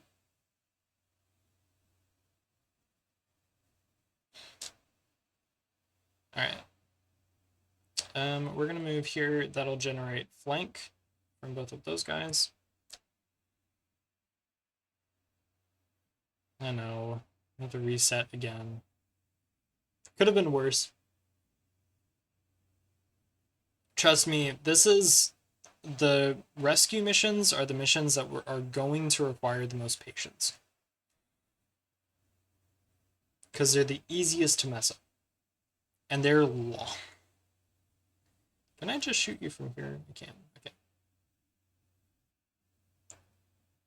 That was a 1 in 3 as well. I mean, technically it's not random. The way they select their target, the scavs that is, they select their target based on who is the furthest away when they spawn. And so I just wasn't paying attention enough to know that information. That's kind of the thing about this game, is once you know the game well enough, the mistakes are always your own. Speaking of which, I should have just imbued Blade. That would have killed. No, it wouldn't have killed. Crazy. That's fine. Belsung can kill it. Okay, we stay. One more turn. Belsung kills both. Never mind, she has to move first.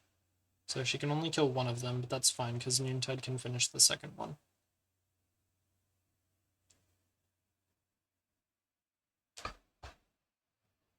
Alright, there's one.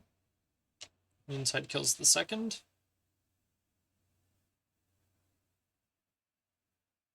And then Noontide is going to become the target. Now, unfortunately, this is an example of one of the obstacles that enemies can see through. So, despite the fact that I could move behind the obstacle to bait him to move around it, it doesn't work. It doesn't work because it's technically a viewable, like, an obstacle you can see through. So, I'd rather just get distance. Bait him a little bit closer. Now, this one is, so he'll move not very far, never mind. Why did he go so shallow? He did not go very far. I mean, it's fine, but would have been nice to kill him, then move forward. Sorry, so now we get a lot of guys coming in. Which should be the same groupings. These guys. Oh, but this time we have scabs. Forgot about that. There's another condition for enemy summons. If there's ever only one enemy on this specific map, it'll summon 2 scavs, like, available on the map. It'll summon 2 scavs towards the top. There's a lot of stuff like that you learn from experience. There's another rescue mission where there's a bunch of, like, thresholds built into the map where it'll just proc additional summons instantly. And there's just no way of knowing it without experience. Now, thankfully, scavs, or perhaps ironically, scavs are not a huge deal because we have 2 movable stances, which is the best counter to scavs. But I also don't think we do enough damage yet to scavs to kill them with 1 immovable stance. Now, they should target Belsung because she's the furthest away, but there's no guarantee because, again, their AI is kind of bad.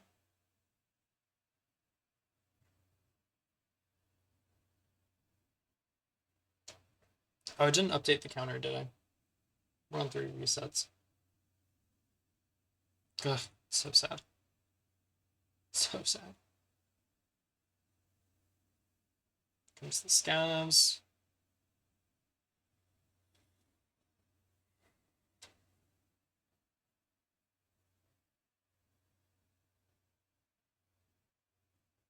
Okay. Scav should come in. Problem is they go every 40. So, okay, we have time for their second turn.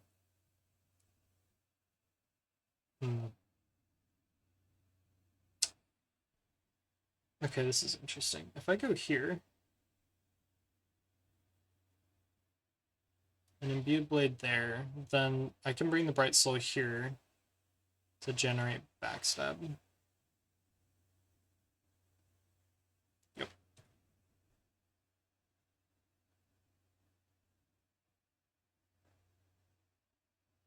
Is there any way I move and get a shot off? Yes, there is. That's huge.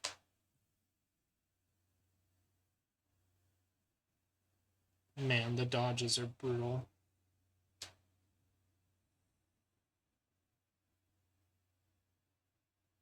Oh, I'm just shy of that.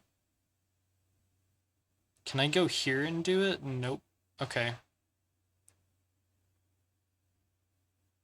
I could move up. You know what? This could be a bad gamble. They go in 40 after the 20, so they'll be going at 60. Okay. The question is, does a movable stance do enough damage to kill? Yes. Okay. So we're going to movable stance, and we're going to hope that we kill this scav when he moves in. Now remember, dodge chance only works on your base actions, so they cannot dodge in a movable stance if they get hit by it. They can only dodge slash. That was laggy. Okay, big. There's 1 down.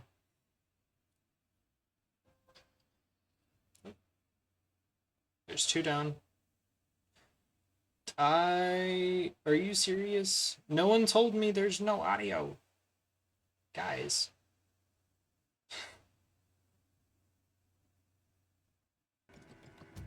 There we go.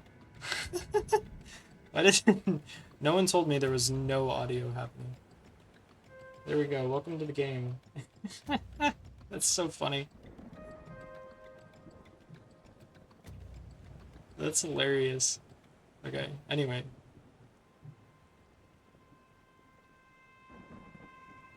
It made sense it being soundless. Really? I guess, yeah, it's kind of ominous. It's a very eerie game, so yeah, I can definitely say that. So I didn't notice. You guys. Don't miss. Thank you. No mercy. That's really funny. Yeah, I wish I had noticed. Will the poor one's suffering never end? Well, now there's audio. That sounds better. What new Now that there's horrors actually sound. Okay. Now scav targeting persists between summons, so he should still be going for Belsung if they are. But the thing is, we didn't really get enough data to confirm that either way, so no idea if they're going for Belsung or if they've changed targets. Either way, we can kill him. well, if it doesn't miss a bunch. Thank you. Okay, we're good. Whatever we can to prevent this torture. That's funny, I do the opposite. I put sounds up Memories and of music another down life. most of the time. Guard them well. It's like the complete opposite. Alright, we're going back because we need to take care of this group. That'll also bait these guys to basically lose a turn because they're going to move in but not have enough range to do a delayed action. So they'll just cancel their turn.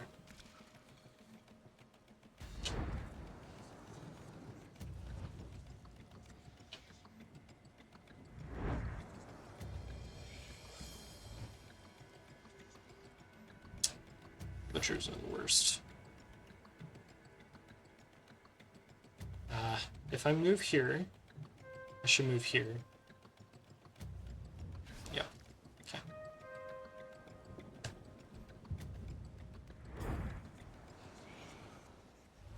You can't move through your own units, so if I went in that middle zone, I would block Noontide from being able to continue moving forward.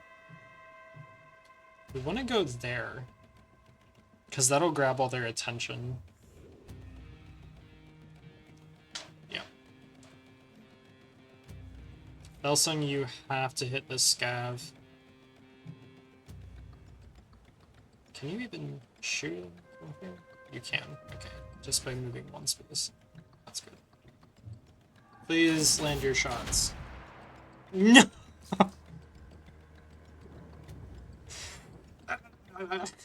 Darn you. Oh, man.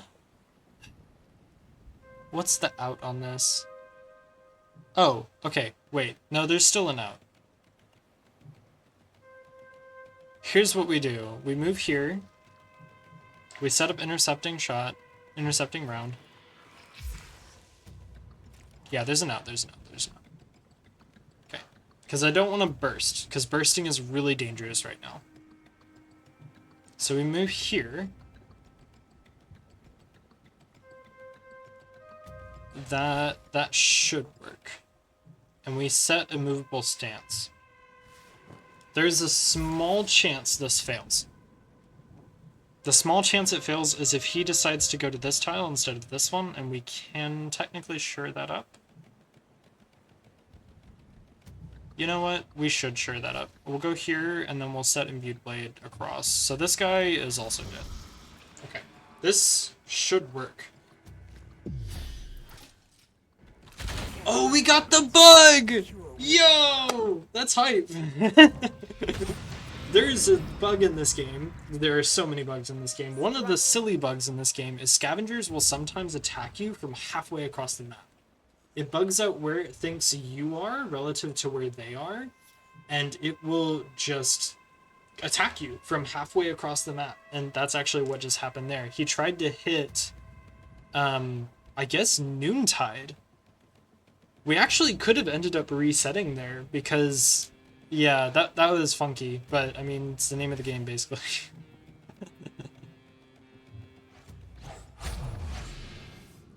Wild. How foolish my fears. Absolutely wild. Okay, so we're done there. Bright Soul's gonna give us attention on this so that... Oh, Never end? never mind. What is that? Butcher? No, we can't do that. We can go there, though. So this will bait all of these guys to come towards her, which is good. Belsung should be able to kill him. Flank isn't amazing, but it's better than nothing. We land all of those and get a crit. Nice. 3. That's a big kill. Foolish my fears. Okay. Noontide comes in. Now, let me think about this. I would like to get an Imbued Blade off. If I go here... That's not close enough. If I go here, he's probably guaranteed to come towards me instead of the Bright Soul. But we'll see. Either way, that should hit. But we'll see. That one's going to go to the Bright Soul, and then this one... Oh, I had my tactics wrong. It doesn't matter. Okay. It was a good thought. Some of the tile bugs are so funny to me. Alright, Tempest is gonna go here and set... She's not in range. It's so sad. We'll just set Imbued Blade here. That should kill.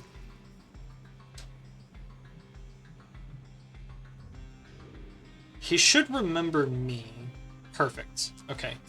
That's another weird one. And then if I go here, that's backstab, and that should be backstab for Noontide, or at least... Well, Belsung's just gonna lock him in place. Unless I abandon this. Yeah, I'll abandon this, and we go up here and get one of these kills. Alright, nice. One less to plague the innocent. So now Noontide can come in and do this. That should be backstab, so both of these are dead, which means I think we're done? Oh, we've got the gun to kill. Okay. So there's one. A bitter victory. There should be two.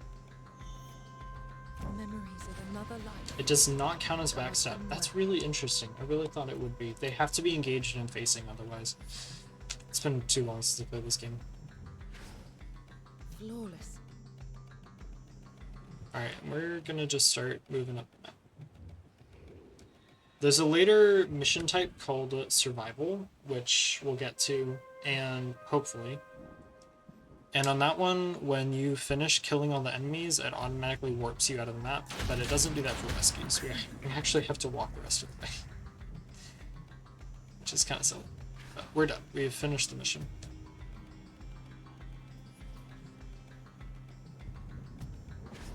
So we can just go home.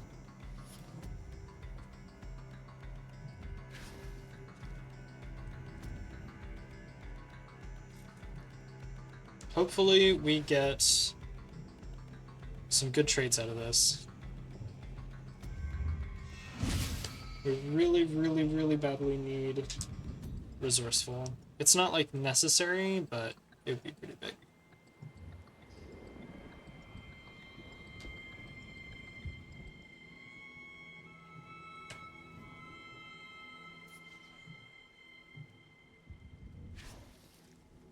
And we can start leaving.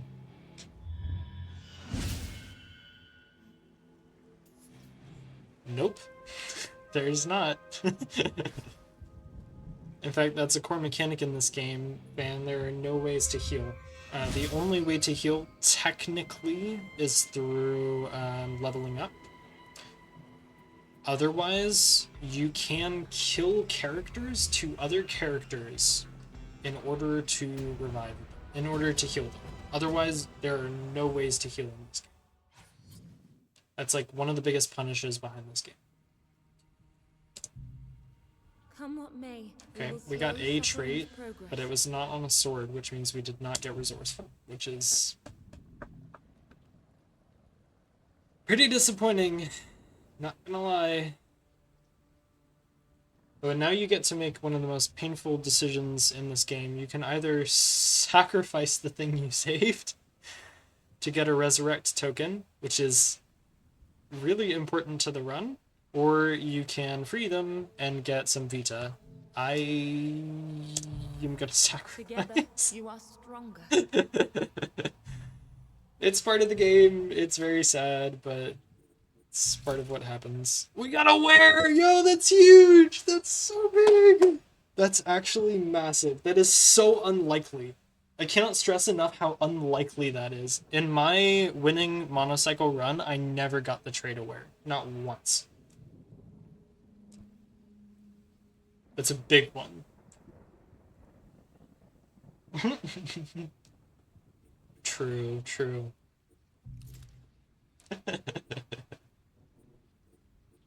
Oh man. Okay, big, big. We got a really big trait there. We got a remembrance that we can never use. Yeehaw.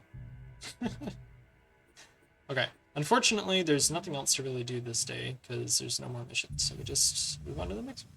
This so-called doctor has revealed himself. We get a look at the boss. Does What it play memory has cutscene this now? agony uncovered? I thought it would. Oh, maybe I have the option for cutscenes. I forgot that that was even an option. Right, did we get anything useful? We got Departure. Departure is really important. And we did get Impasse. No, Impasse is not the one I was thinking of. Oh, we didn't get it. Shoot, that's bad.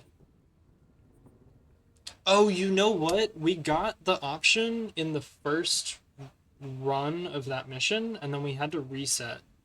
So we actually didn't get it. Oh, that's really sad. That's really bad. We are going to equip Departure on someone. Let's put that on you.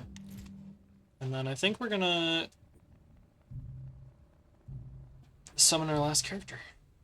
Give life to our daughters. This is Lily. Please, guide her well.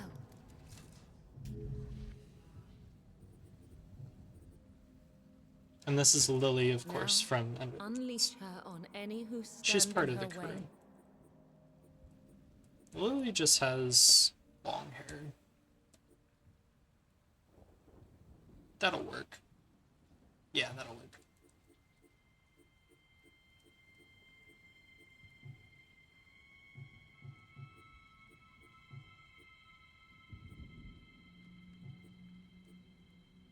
Okay. She is our backup. She's basically a backup intercept, which we're going to use, but resurrect tokens do what to benefit you? Okay. Let me show you. So, in this game, one of the punishes behind it is that in order to get health back, you have to kill your own units and sacrifice them to another unit. There are benefits. One of those is that they get a trait depending on what was sacrificed to what. So if you sacrifice a sword to a gun, for example, or to anything, it gives this trait of bonus damage and bonus critical damage. The trait part is going to become really important, and especially if we actually get the 4th class from the 3rd boss. There's another class, by the way, called Scythes. Unfortunately, in my run of the game, I never got to actually get them, because the way you speed through the 3rd boss bugs out the game so hard that it actually skips the cutscene where you get the class, and you actually just don't get the class ever for the entire run. Hopefully we can do it without bugging the boss out, but yeah, it's kind of like the only way to beat that boss hitless, or even without taking like decent damage, and so we may not get that unit. However, the unit has a really good sacrifice trait that we're gonna abuse a lot if we get it.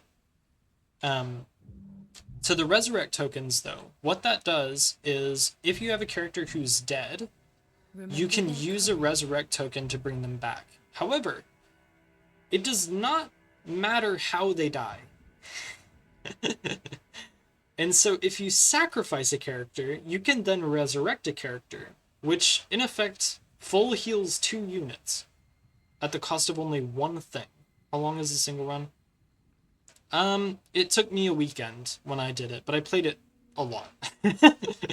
So it'll depend a little bit. But it shouldn't take very long. Remember.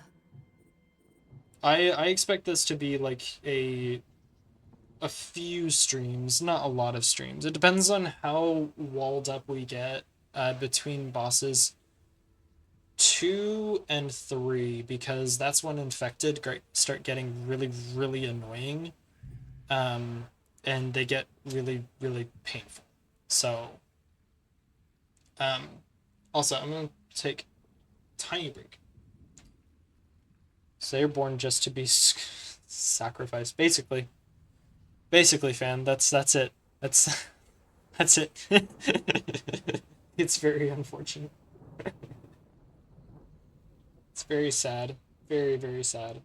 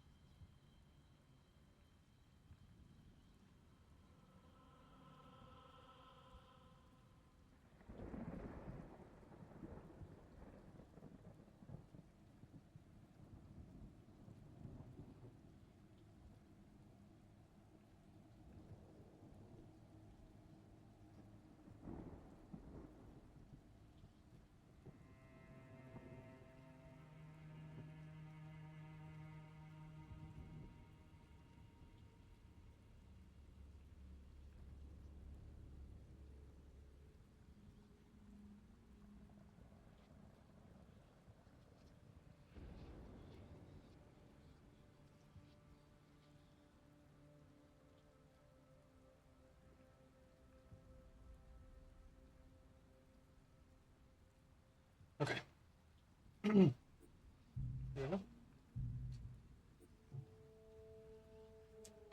Now we do want to try and spread out, because again, we don't want stuff to level up too fast. So even though this is the harder mission, it's going to give more XP, so we're going to try and take the lower level units to get them there. So, oh, Crossroads. Crossroads is the worst map in the game. It's horrible. But it is what it is. So we're actually going to take Eventide. Tempest has less XP, and so does Celeste. Okay. This is a hunt, so again, it's going to be very similar to our first couple missions, where we're just trying to kill all the monsters. But it isn't impossible, so it's the hardest difficulty one. These statues remember no victory. Okay, we could run a prediction though. Only pain. For the few that are here. Run a prediction on how many resets we're gonna have. Make the options like, I don't know, less than 3 or more than 3. We've only had 3 resets though. If you could make that prediction, go through. I have to leave the stream for a while. Okay, bye AZ. Have a good time. I'll catch you later. I'm really glad you could catch the stream. That was awesome.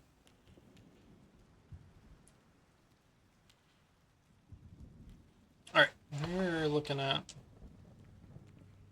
shield in the top corner and then a bunch of these guys. Okay, so here's a trick about where this is gonna go.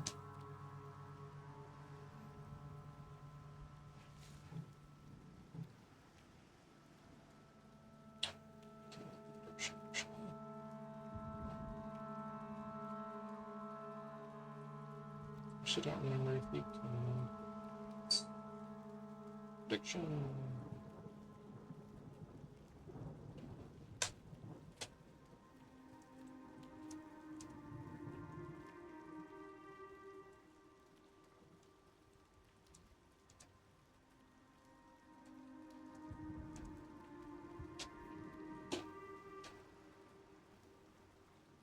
Oh, you already said it.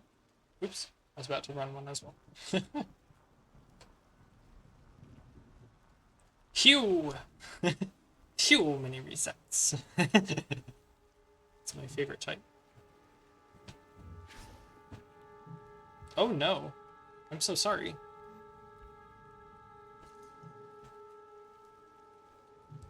So here's a trick. We're actually going to go in this tiny little corner over here. And the reason for that is because these guys are tracking the furthest enemy, so on the timeline.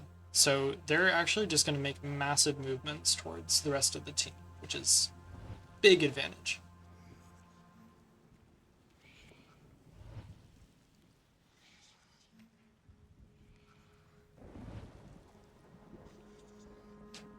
Look at that. Look at those big movements. Keep it coming. Keep it coming. This one, this was perfect. So there's both of those guys gone.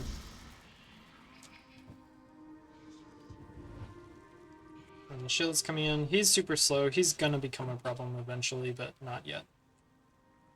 So we can take this guy out entirely. And I'm actually gonna abandon this other one, and I'm gonna start moving this way towards the other shield.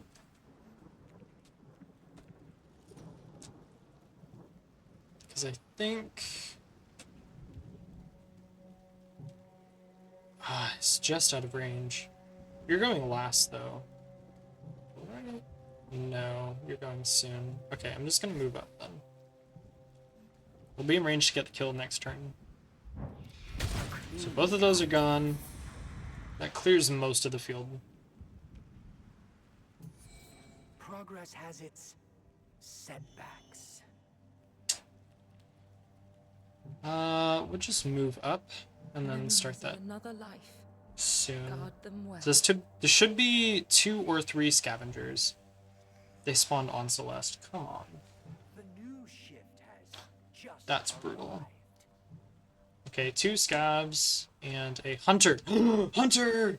Hunter! Hunter's big. Hunter is really important. These guys give the memory drill. Like, it's so important, it's almost worth resetting about. But I know that people have put in their predictions, and I don't want to ruin their predictions.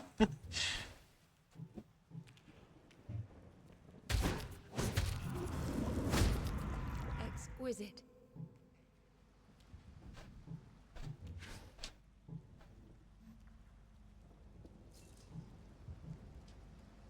Hunter is big. Really we need to find out who they're targeting. So I guess I'll move here. If they're moving towards Eventide, that'd be really ideal. But they're probably going towards Tempest. They collect pieces of broken They're going towards soul. Eventide. That's huge. That's massive. That's really big. Okay. We're... That doesn't kill.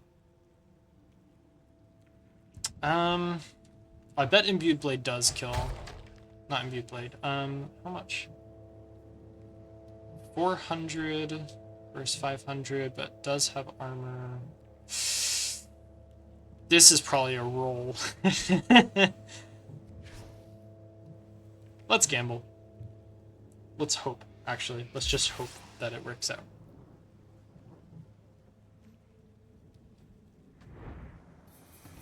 Oh, we should hit the hunter as well. Will reap what suffering has Dang, done. he moved 1 tile out of the way. That's so lame. Please kill. Big. Striking. That's huge. Those should also be scabs. 1 scab, 2 scabs. Yep. Okay. Oh, that... Dude, one of these is going before. That's... 2 slams is a guarantee. If I slam each once, then Celeste can finish it. Let's do it like that. That's probably safer.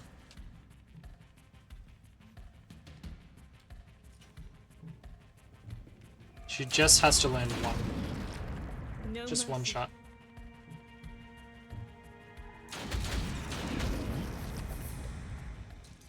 Whatever we can to prevent this torture.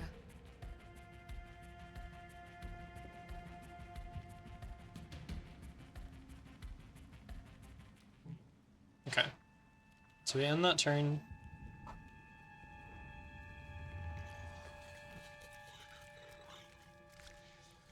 Okay, the scavs are fine.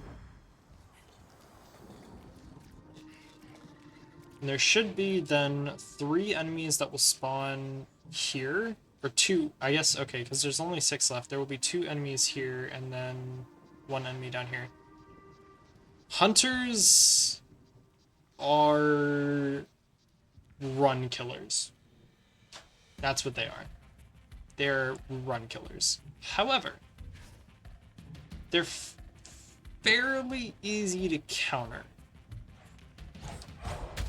They're bulky. They're big boys. They're really big boys. And that's kind of the biggest problem with them. We're really banking on Celeste killing both of these, huh? That's okay. She can do it, I believe in her. We need to delay him so Tempest gets another turn. Okay, Celeste. Please, for the love of all that is good, hit your shots. No. No. No way. Oh, we're gambling really hard now. Whatever we can to prevent this torture. We don't get 2 shots here, we just get 1. She has to land all 3 or we reset. Okay, we're still in it. We're still in it. We're still in it. So that brings out these guys, and that's fine. That's fine. We can deal with that. Shift has just arrived. And then there's gonna be a gun that summons, like, here. Once these 2 are dead. So we're gonna move here.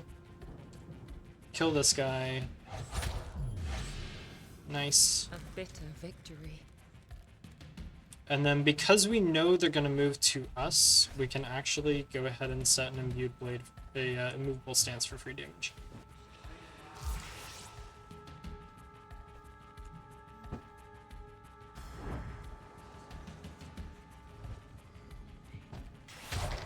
Nice.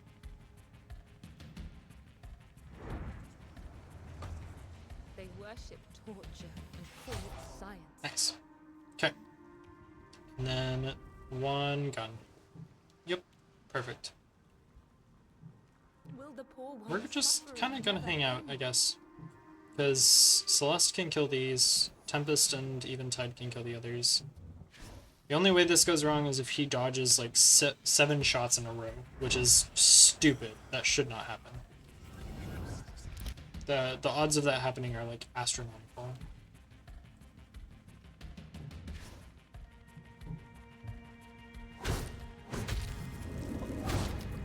Exquisite. So there's the gun.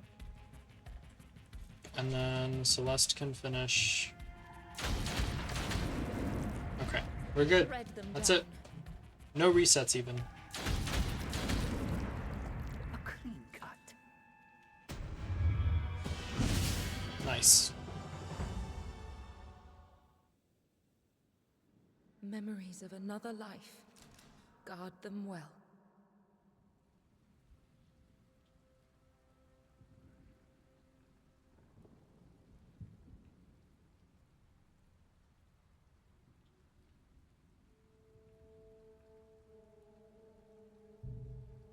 Come what may, we will slow suffering's progress. And we got a treat.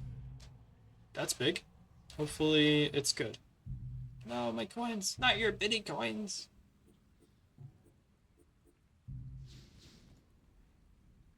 Plague Seeker's fine. That's just like a random chance to pick that up from killing this class of enemies.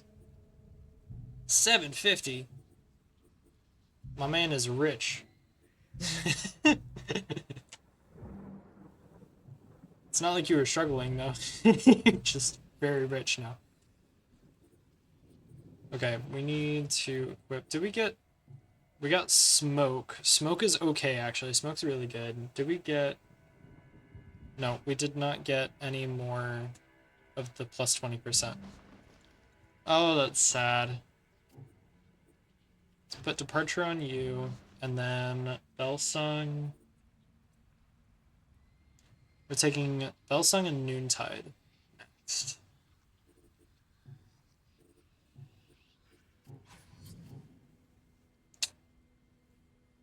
Rush. Rush is okay. I kind of don't want to burn through our stuff too fast. I think we do something with Shadow Round instead.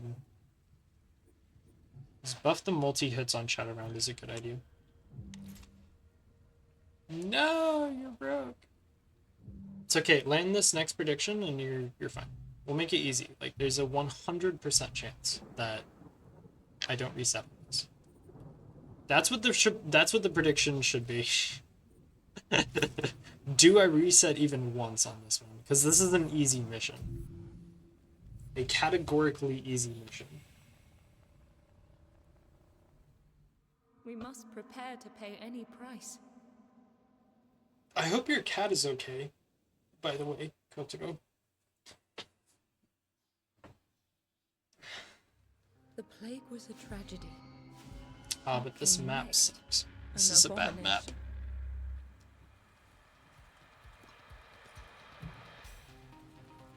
Kitchen has started. Alright. Even one reset, that's the question. There are 2 scavs. Oh, and they're in bad spots. This actually could be a problem. I could see myself resetting this. The question is, would I rig it? Depends on how people vote. No, I'm kidding. I will not rig.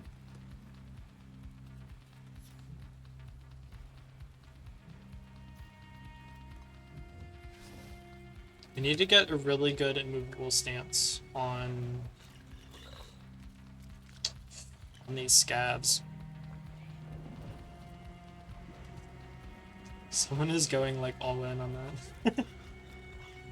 Oh boy.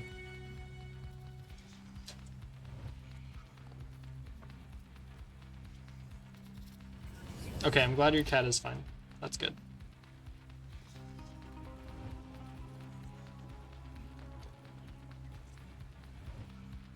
I just have to be so mindful of these scavs. I'm pretty sure they're both targeting Belfair, which is ideal. The only way this goes really, really badly is if they change their mind and they decide to target Noontide. But I don't think that's the case because he would have moved to like here. So we're hoping. Here's to hoping. So we're going to lock him and then we're going to use Shield Bash to move him closer to Belsung. Only for the fun of the game. Nice. If I wanted to be super cautious, I probably could set an immovable stance just in case. I think I will. Yeah, the odds are high that he'll at least move into range and die.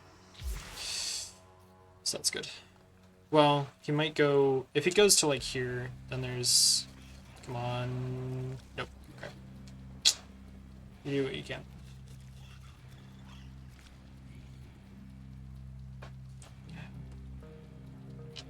If it helps Finn, I also believe I can do it. This mission should not be hard. Shatter them. If I mess up, that's like all on me. Memories Or of dodges. There is a chance. Okay, there is an easy way to guarantee this though. What I have to do... Let me make this really reliable. If I move here,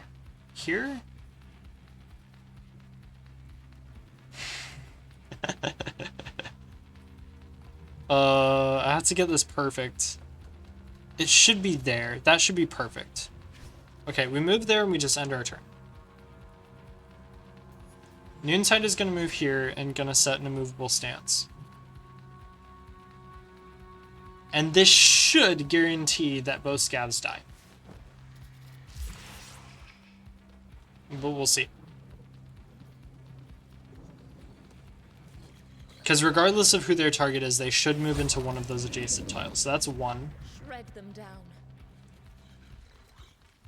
Okay, and we get a second turn. So we're good. We're good.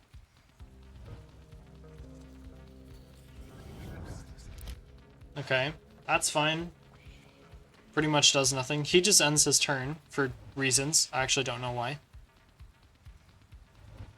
Actually, oh, because he had a previous target and we moved out of range and they just canceled their turn. Okay, so remember, and this isn't really all that relevant yet, except for the enemies, that's not 170 armor. That's 340. It's double. It's always double. Because when it applies, it doubles. Which is, you know, kind of stupid. But we're going to abuse this later. For now, you know, it's just an unfortunate thing we have to deal with. Okay, so he's dead, and then we can't shoot again, so we just have to wait. Okay. We get his attention. I think we just go for the lunge. Just land 2. Okay, we're fine. How foolish my fears. We're not gonna reset, man. I have faith. Get you your money back. These guys are gonna pretty much do nothing, so we want to set up an imbued blade around here at some point soon. So if we move here, we're gonna move Belsung behind this to bait out those enemy guns.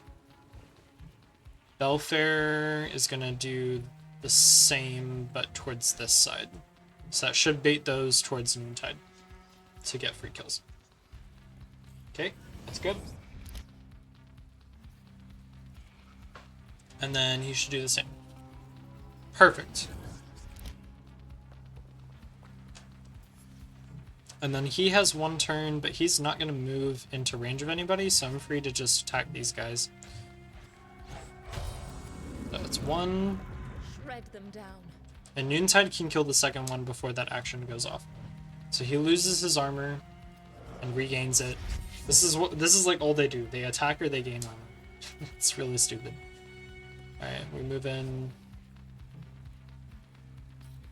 Now Belfair is going to get the attention on this guy, so that we get backstab for Belsong. And Noontide can take this kill to save Belfair, and then we're going to move back towards the guard. Now this is, again, because the armor is doubled. Oh, hey, Gucci. What a random thing to pop in chat to say. Ooh. It's wild. The advantage of shooting him, even though it did no damage, was to make sure that we lock this guy in place. So he cannot move now. He cannot face us, which means we get to do nothing because, never mind, this guy has a bajillion armor. I forgot. So we're just going to delay him until that armor wears off.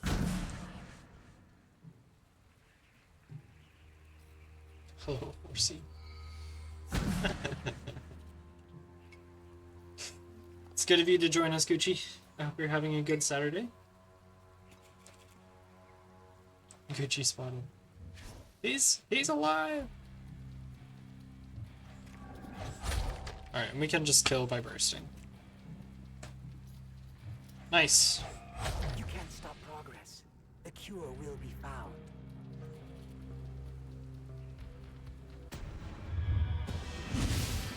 Do I reset this mission? The answer is no.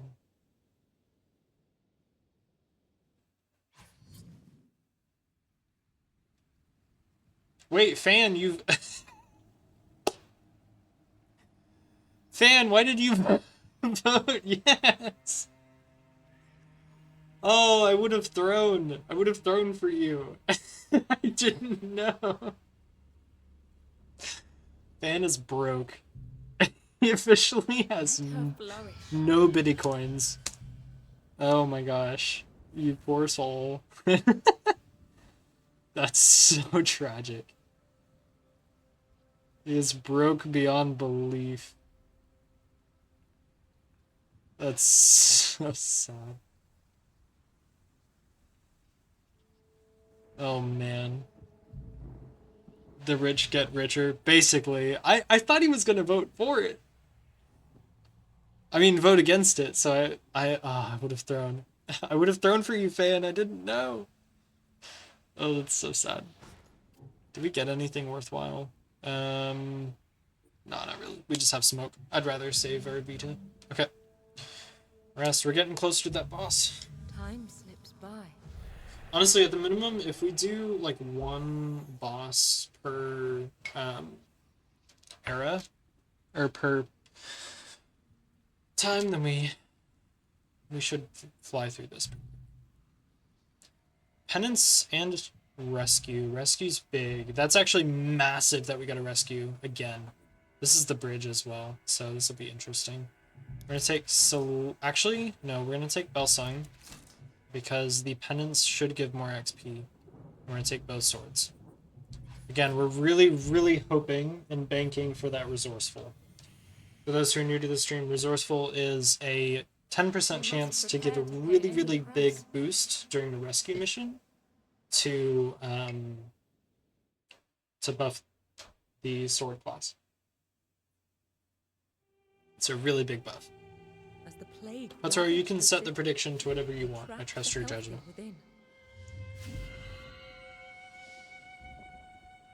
You could set... Oh, wait, Kotaro. You should set the... Actually, I've got a good one. You should set the prediction if we get at least one resourceful. It's a 10% chance, but we have 2 blades. Actually, it's a 20% chance, and we have 2 blades. This is real gambling now. There's a 40% chance, totaled between the 2 of them, that we get it. Yeah, do we get resourceful at the end of this mission? That should be the prediction. And give it, like... 10-20 minutes so that Fan can actually generate some bitty coins before he votes.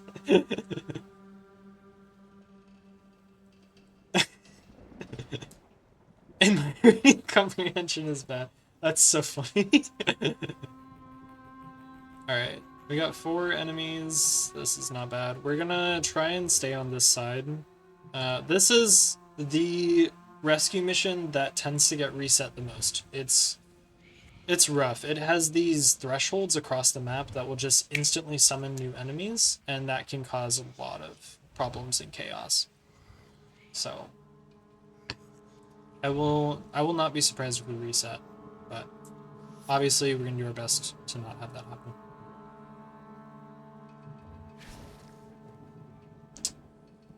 This guy has to die soon. 25, that's not in time. Okay, we're gonna have to fix that as well.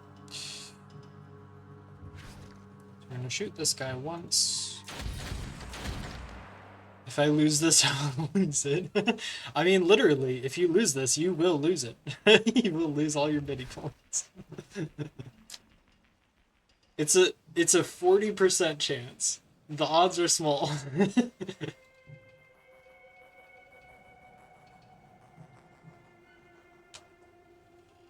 Oh my goodness, is he going all in? No! The hard part is, like, I really want to make sure I get resourceful, but...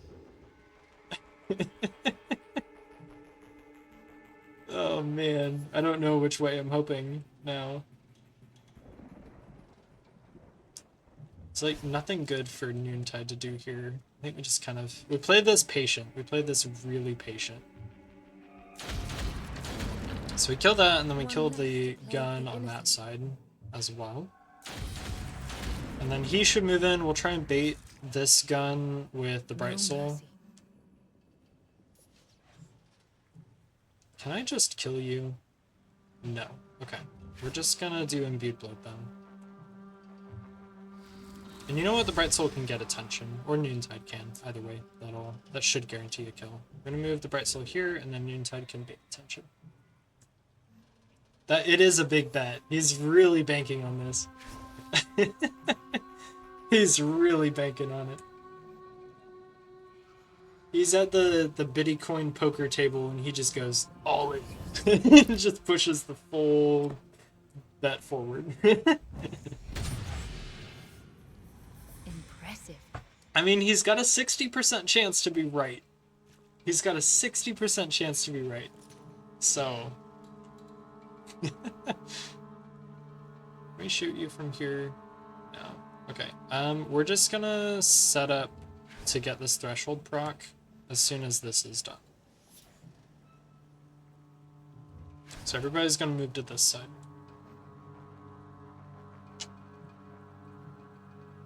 And then we're gonna keep Bright Soul on the wall, and we're gonna eventually use her to bait some attention.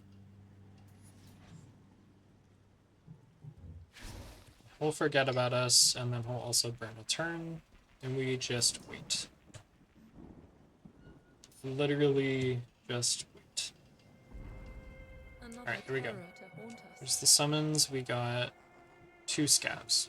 Easy. Easy mode. He's gonna forget his turn because he's upset about life and other things. We're gonna set... You know what? We're actually just gonna move back and set a movable stance over here, because the odds are definitely better that gets procced. So hopefully both of these scavengers move into range, and then they just die turn 1 and don't even get a turn. Perfect. Easy. We're gonna also move Belsung to this tile to guarantee that the other one does the same. The cure will be found.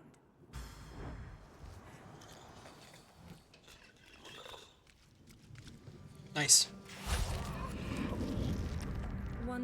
Alright, that's that, that, and once again, we wait. We're just waiting for these summons to come in. So part of the reason why we're stalling so much is that there are threshold spawns along the bridge, and if we cross those, then new summons will spawn in. And the main kick to this specific mission is to play it patient. Alright, we're gonna bait that plague therapist, whatever he's called, to do a big movement. That was not as far as I wanted, but it'll work. It'll work. So hold on next turn. They worship torture and call it Okay, that's fine. If we bait both guards towards that left-hand side of the train, that actually could be really nice. So we wait. There's no reason to do anything yet. We're just playing it patient. Okay, that's good.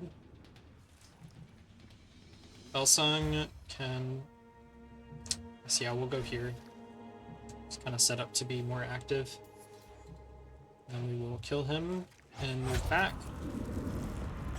Striking. We really want to bait these guards to come in. The guards are actually kind of going to become a problem because we don't have a way to delay them, and they're about to gain a lot of armor. Okay, good. This is what I thought would happen. And we have a hunter. Hunter is big. That's a really big deal. We're going to burst over here with the Bright Soul. What this will do is it'll guarantee the attention of that gun who's in like the top right-hand corner. And it should... I probably should have moved away there, actually. It should bait the hunter to come close to us. Go to the Bright Soul. Go to the Bright Soul. Big. Okay. Huge. That's really big. There's no way we get an angle on this. We wait one more turn. We wait one more turn. Okay. So Hunter is now in play, and these guys are going to start armoring up, and this is going to become a problem. Because they have way too much armor for us to handle.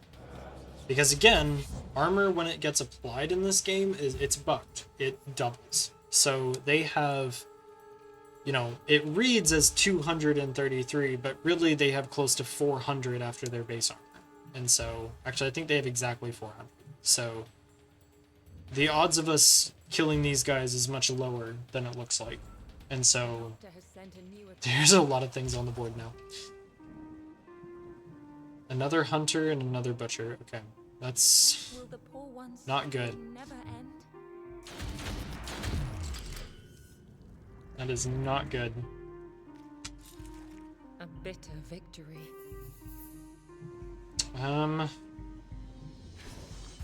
Gotta get some damage out on these guys as they come in. We're basically playing a stalling game. We have to get these guards down, or we're guaranteed to lose this.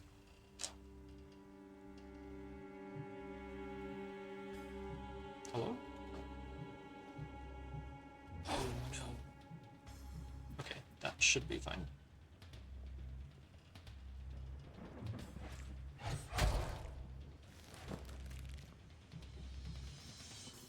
Okay.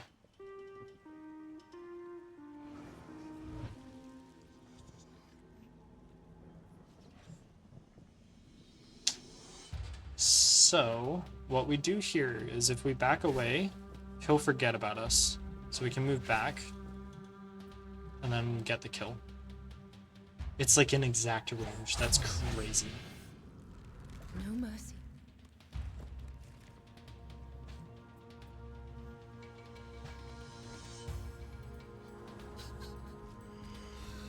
This hunter is really bad news. There's one therapist, so we're gonna burst again to bait him down, because we gotta kill him.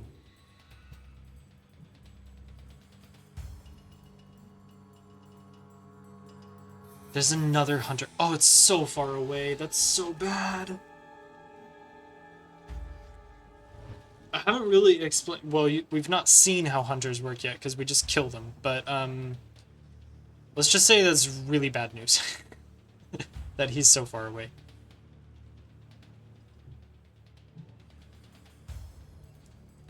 For whatever reason, WSD isn't working. Actually, I can't... What's happening? Okay, well, we're gonna kill this guy. Progress has its setbacks. And we're gonna really hope that this guy dies. We need a crit. He misses. Okay. That's really bad. We're gonna set up Shadow Round. And we're probably gonna burst.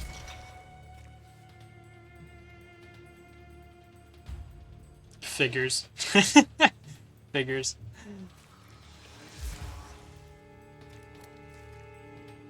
Welcome back. You want to gamble on a 40%? I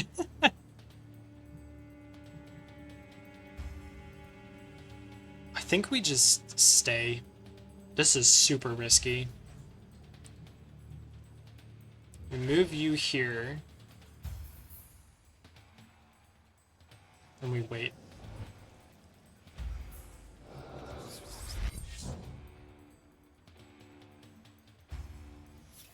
This looks really bad.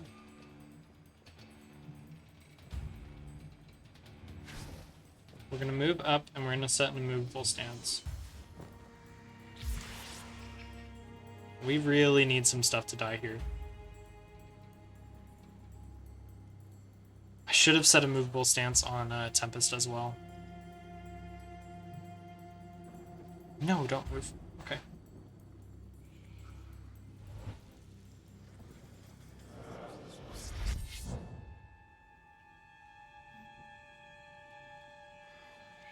This guy has to die. Perfect. I revel in her strength. Okay. Okay, that's big. The problem is we 100% can't do any damage to either of these guys, so we have to set an intercept to try and focus down this hunter.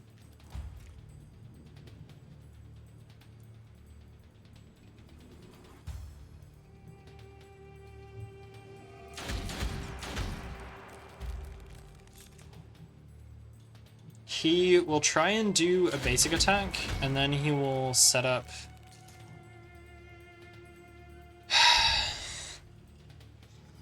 really need this hunter to die. If he lives, we're in a lot of danger. Wait, I think we have to reset if he lives.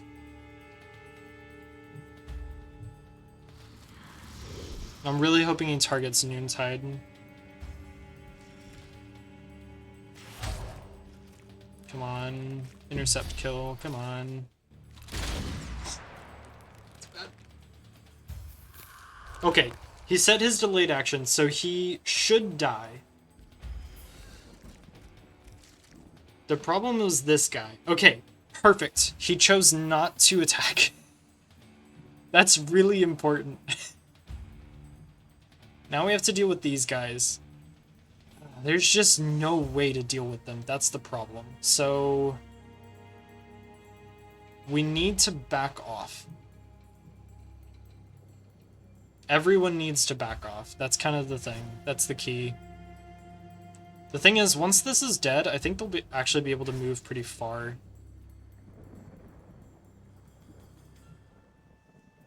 You just hang out.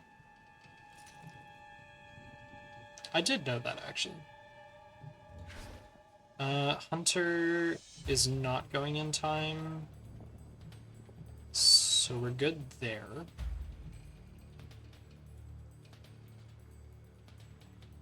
Oh, man. Okay. We're gonna have to do some wild stuff to get rid of these guards.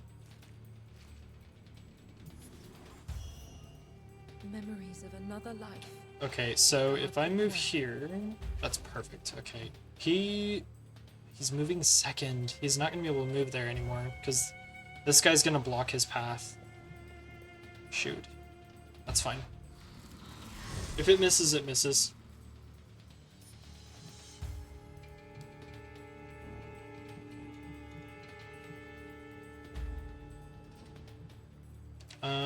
Reposition. This is gonna be hard to break through. This is like the one place where not having a shield on the team is really punishing dealing with guards. Because there's just no easy way to handle them. Okay, so here's... I do not know why I cannot move the camera view, so I can't see how close this guard is. So we get his attention. That at least gives us flank.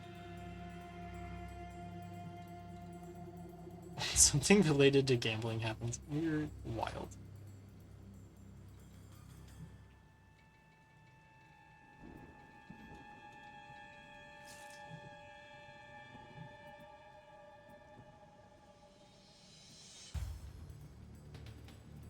Okay, so we set intercept, but this is for the hunter. That will guarantee that we can handle the hunter when he comes in. This was the guy I was worried about. Okay, he can't even get close. Hunters can cross a massive amount of distance in one turn. Where are you going? Okay, that's actually perfect. That is ideal. That is definitely ideal. And then I'll set his delayed action. Perfect. Perfect. So we move here. We slash. Okay. Hunter is dealt with. The problem is these guys. I just can't deal damage to them.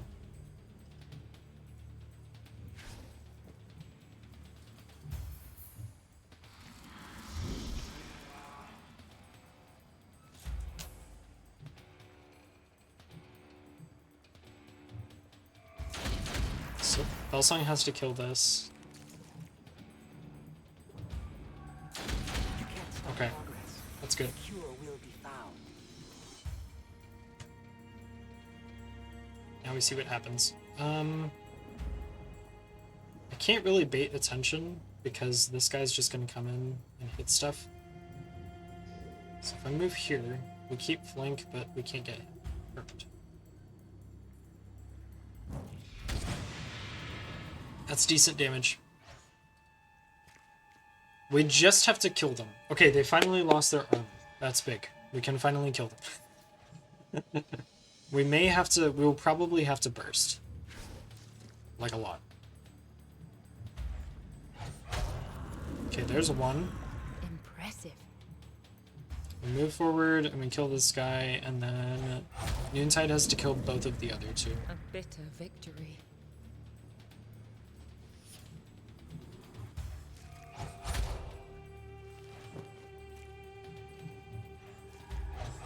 Okay. We're cleared. One less to plague the innocent. We're gonna wait a moment. This will reset the timeline for the other units, and then we have to deal with our threshold encounters. And then we're done with the mission. That could have gotten really dicey. So you notice how she pauses there in the middle? That's the start of a threshold encounter. It's really weird. So we're gonna take this nice and slow, killing stuff as we go.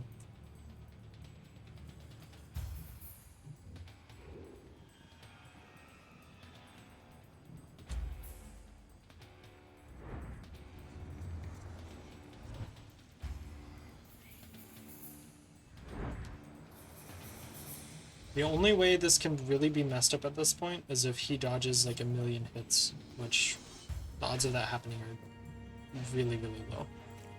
Progress has its So we're good. setbacks. We have pretty much finished the mission. I'm not even going to attack with her because I need her to continue moving forward. She's behind. So now Moonside can go here, pick up this kill. Nice. Flawless. Okay, so this is a weird example of the movement bug, right?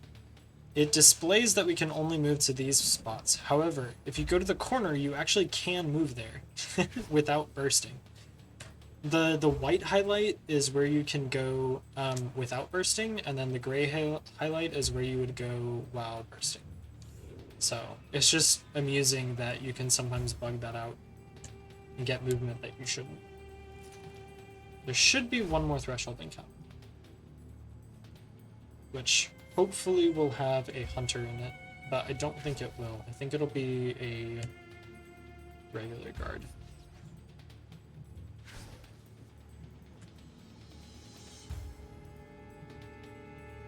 We're gonna burst. We should get a threshold encounter. Okay, we did not, which means we timed out the threshold encounter. So if you wait long enough, it'll spawn the furthest threshold encounter, despite the fact that you never actually met the threshold. It's weird. This map is wild. There's a lot of weird behind-the-scenes stuff happening on it.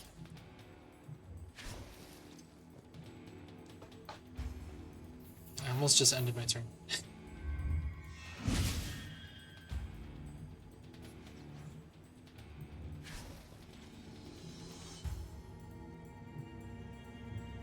And there we go.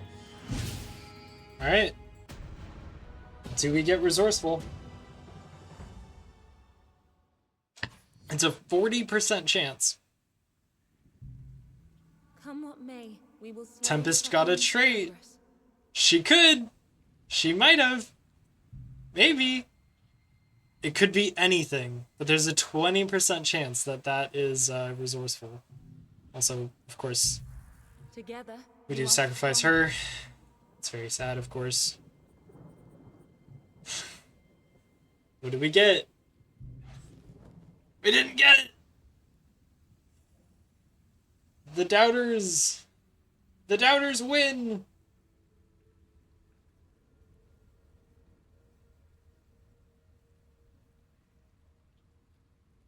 The doubters win!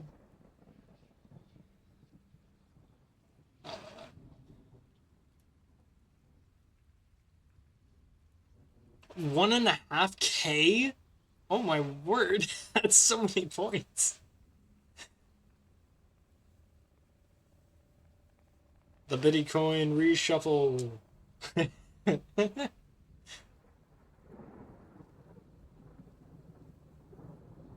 That's a big win. Big win. Alright, I'm gonna use the bathroom real quick. You guys can look at Tempest.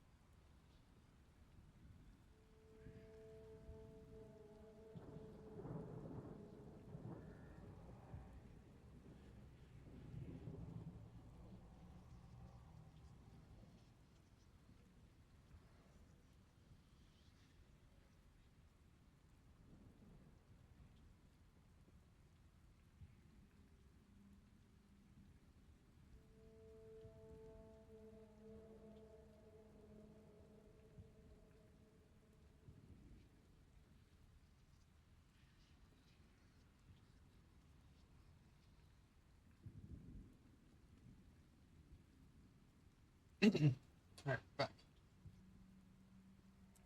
Oh, baby girls. So sad. What will you remember now? Alright, we are on to a penance. Actually, did we get...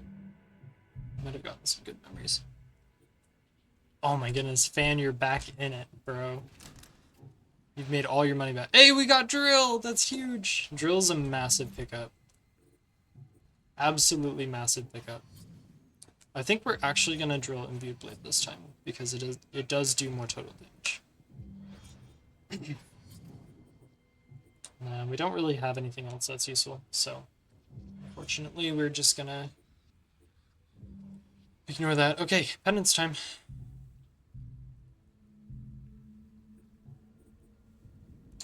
Yeah, let's take everybody. I think you lost all of them, Gucci. Which did you vote for? Did you vote for yes or You no? must prepare to pay any price. If you voted for yes, then I think you lost everything. Darn. Gucci is no longer Gucci. He do be Joy broke. will walk the streets again. That is the game. Fan's right. Fan is right. That is the game. If you go all in, there's a chance you just get broke. Alright. We got... This is Rough Seed. Do we ping Shalmer? You can if you want, yeah.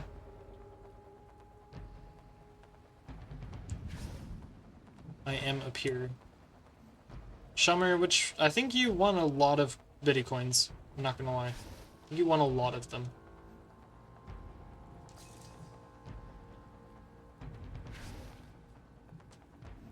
Alright, we're gonna hope that these bottom scavs are going for the topmost units. It looks like they might be going for Celeste. They're going for Belfair. Okay. That's okay. That could definitely be worse.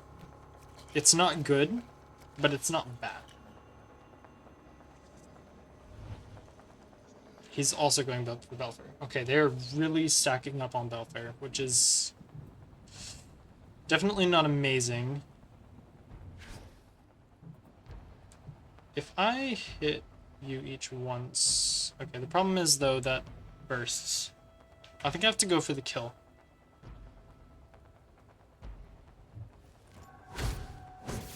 Just don't dodge twice. Okay, huge. I revel in her strength. Don't dodge twice. If they dodge twice, we have to reset immediately. Okay, cool, we're good. Shred them down. 70 coins for another bet. Oh, man. You are broke. Gambling addiction kicks in. Who knew that I was building a channel all around gambling? I didn't. It's not my intention. Let's hope this kills. Nice. Big kill.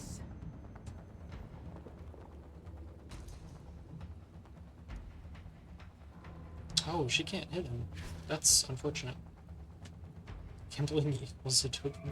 I mean, we kind of know. One less to plague the innocent. I forgot. There's no prediction right now.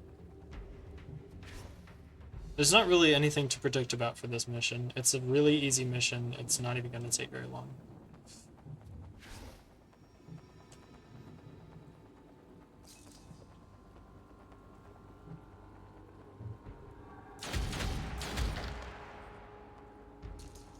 We just need to hope that we hit all of these shots. Oh, man. That's fine. Celeste is leaving anyway, so... Striking. Oh, Gucci, you'll be happy to know we have some core monomodes. Look. Look at that.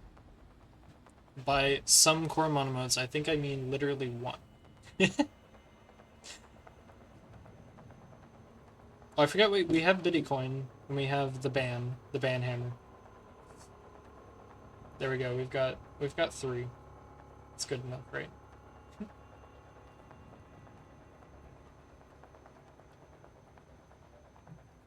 Alright, we are waiting for summons, so we're just kind of hanging out.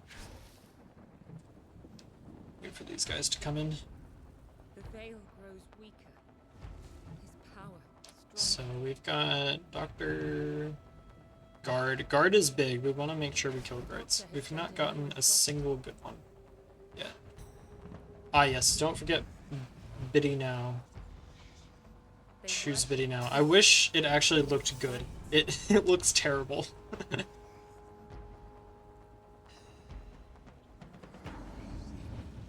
which is really nobody's fault. It's just that the image size they allow on Twitch for the emotes are tiny.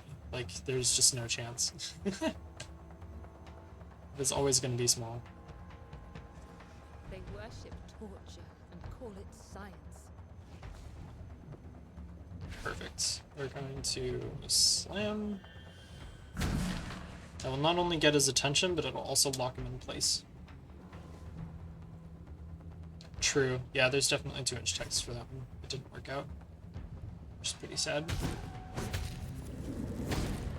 A bitter. We should have an emote of the lion or a lion cub. Memories of another life. That's actually a really good idea. I can burst and kill. Yeah. Yeah, we're fine. You can't stop progress. The cure will be found. The fact that you spent your bits, your bitty coins, just to make the LOL backwards. Mirror text. So silly. Come what may. Okay, we got 2 traits. That's not bad. Hopefully they're good. Hopefully we got aware somewhere. We have 1 aware, which is already better than my winning run. Yo! We have 2 aware. 2 cases of aware. That's insane. 3! What? That's insane! What the heck? You guys don't understand how rare that is. That's a 5% chance. It's a 5% chance to ever get this trait. And we've gotten it 3 times now in this run. That's insanity. This run is blessed. They are very aware. Goodness gracious, that is insane. This apparition may soon submerge into the void again. And we had a really good event. Okay, so for this event, all damage is buffed, which doesn't matter because we're not taking damage. And we get extra Vita, which is the currency in this game. So that's really good. That's like the best Era 1 event you can get. Unfortunately, we did not get another rescue. That's really sad. We really needed another rescue to try for resourceful. Also more gambling, and that's just fun. Okay, we're gonna take a balanced spread of units. Actually...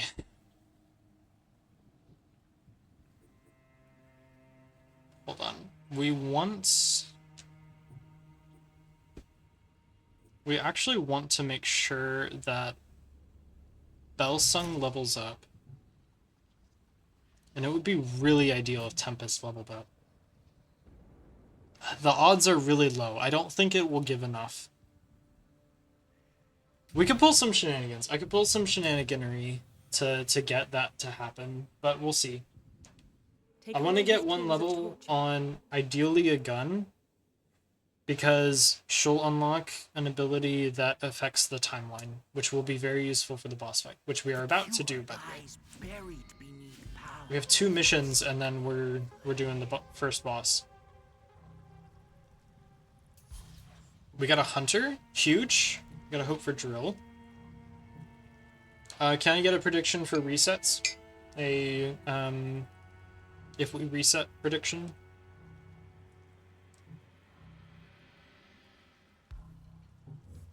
That would be huge. For the many gamblers in the house. Thank you. You're the best, Kotaro.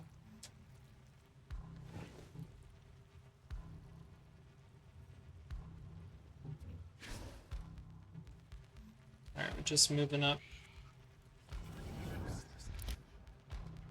We got a few no's coming in, which I think is probably correct. There's only 6 enemies, so it shouldn't be too hard.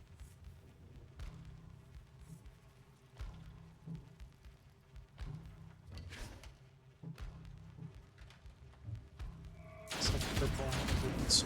There you go. Whatever we can to Figured it prevent out. this torture. Congratulations. Hope it brings you much joy. It's the proud of you is so funny. It's like mildly belittling, but I love it.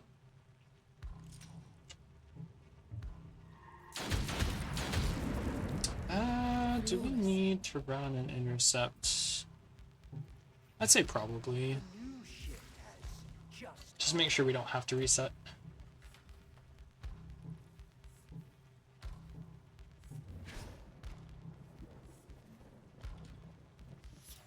So we want to set up on this guy. If we put ourselves here, I want to run an imbued blade if I could. Let's go there. That's pretty likely. He should move to that tile.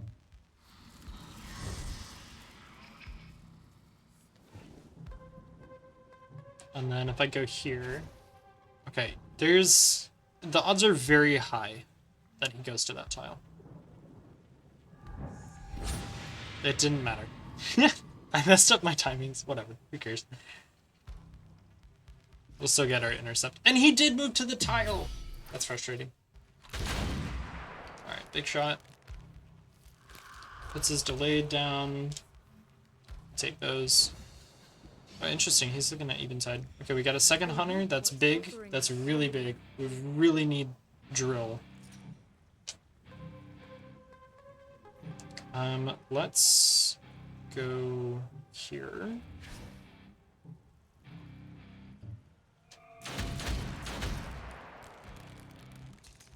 Alright, good luck, Gucci.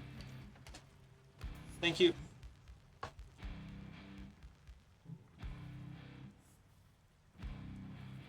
We're just gonna stall that guy to death. I don't think... Yeah, he can't really hurt us. The veil grows What are brighter. these? His power. 2 guns, that's fine. So one nice thing about stalling with Slam is that it also changes the time on delayed actions. So you'll notice his entire timeline has moved. So he's just never going to get to attack.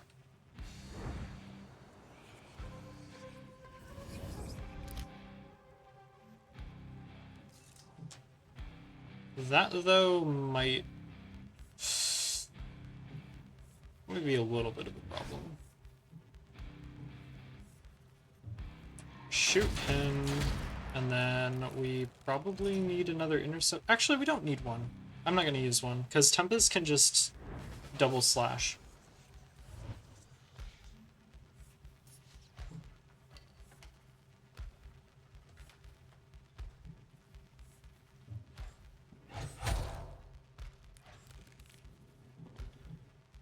Yeah, we just double slash. Take the win. Exquisite. And then we run. This will bait the guns to come to us once they forget. Oh, we got drill! That's huge! Guard them well. That's massive. That's absolutely massive.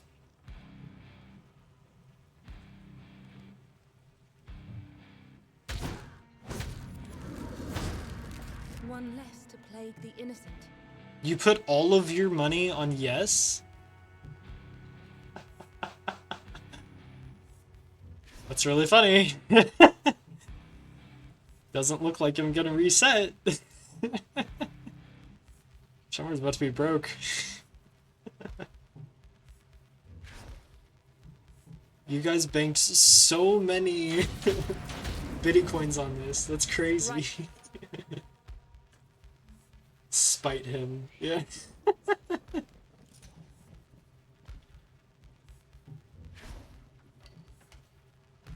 Alright, Shelmer, if I miss these shots, we have to reset. Oops, they don't have any dodge chance. There's the prediction. Oh my goodness, so many people just got broke.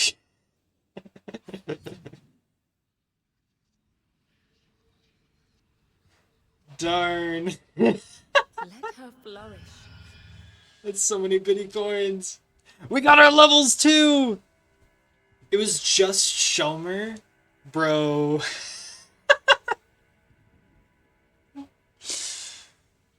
Is there a way to like take out loans? Though the danger passes, we must prepare for the next. That's so funny. We've awoken from one nightmare. Fan might catch up. Yeah, But Fan we is may banking soon some live serious money now. Oh my goodness. Alright, we got Spirit Haste. This is a big, big ability. It's game changing.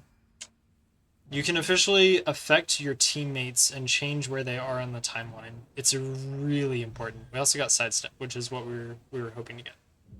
So that's a big, big, big round.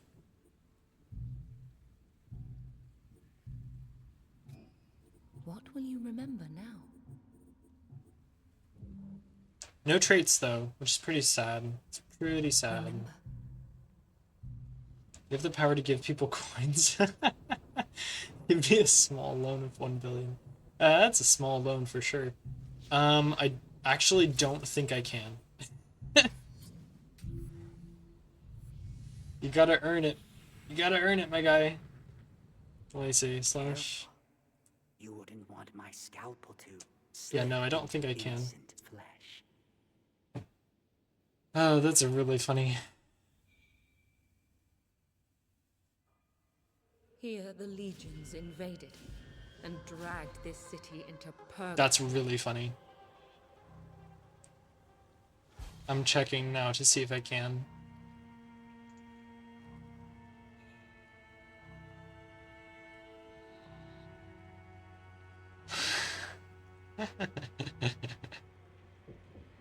Nope.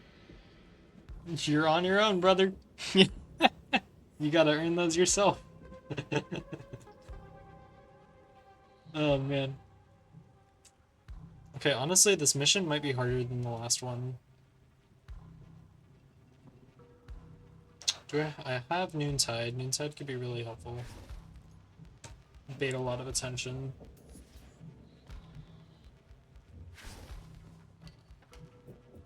Alright, we set immovable stance.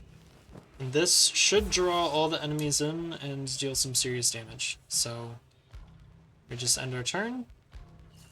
Celeste can just move like here. That'll make sure that if the scabs are marking Celeste, they'll go to this tile and still get attacked.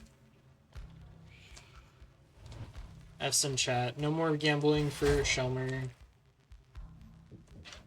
We salute you. You did not get banned today or timed out. That's amazing. That's such an improvement, by the way. I think this might be the first stream where Shelmer did not get banned or timed out in chat. One less to plague the innocent. Nice. He's getting better. He's improving.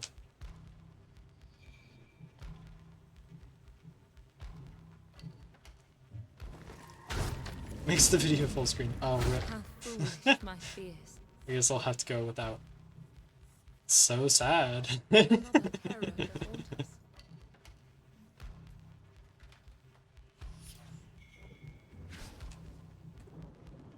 Like breezing through this mission, I'm like barely paying attention.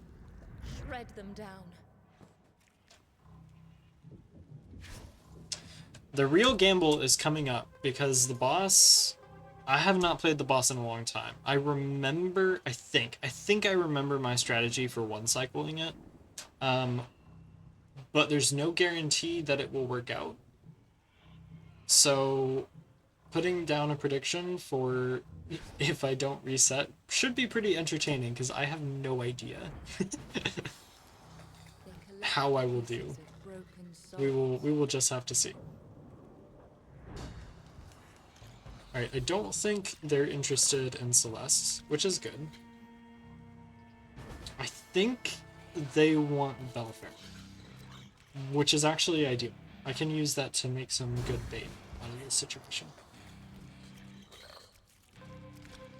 I'll be gambling 400 on that. You'd probably get away with gambling more, to be honest.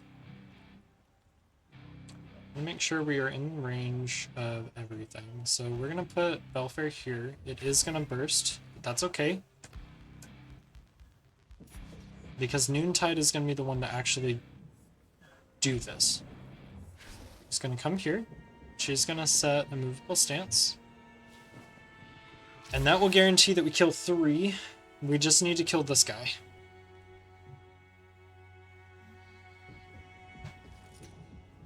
So we have got 6 shots to land 2 shots. Perfect. No mercy. The odds were definitely in our favor for that one. That should be a hunter coming in now, which is good. Should I say acolytes? There's 1. And remember, they can't dodge these immovable stance attacks, so this is just guaranteed. That's 2. Victory. And this should be 3. Exquisite. Easy mode. Alright, this is a hunter, so we can just move up. Tread them down. Immovable stance is very OP. The thing is, like, it has a very specific niche. It's really good, but it does have a very specific niche, and that's in handling scavengers. It will reap what suffering has sown. I have no idea. That's a good question. I'm gonna burst, because there's kind of no reason not to. If I just hit you, get your attention, and then Noontide can kill. Easy. Look at that damage. She is nuts. Absolutely cracked. I revel in her strength. Okay. Big kills, big kills. It is boss fight time. Did we get any traits? Let her flourish. Dang. Not a single trait. That's so brutal. Did we get memories? I'm hoping we got at least an empath or something. Nope. We got 1 drill. That's pretty good. That's pretty good. We need to decide which sword we're taking to the boss fight. I think we're gonna take Tempest, so we need to buff her with a drill.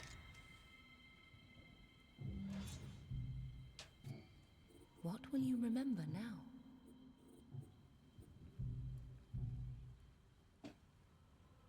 Remember. The main strat on team building, I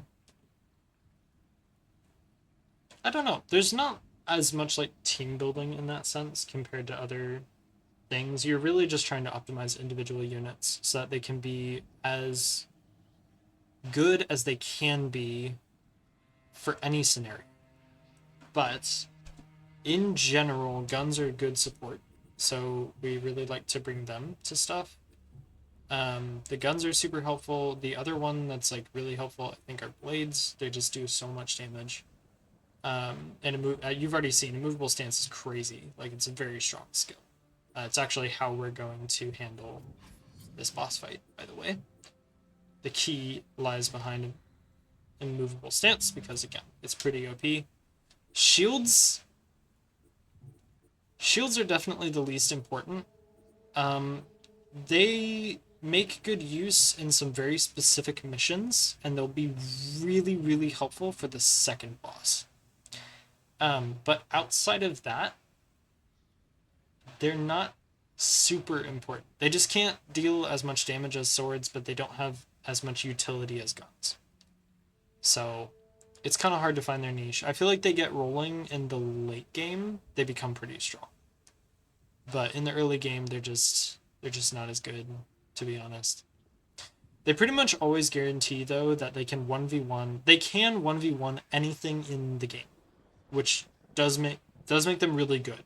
The fact that they can 1v1 literally anything.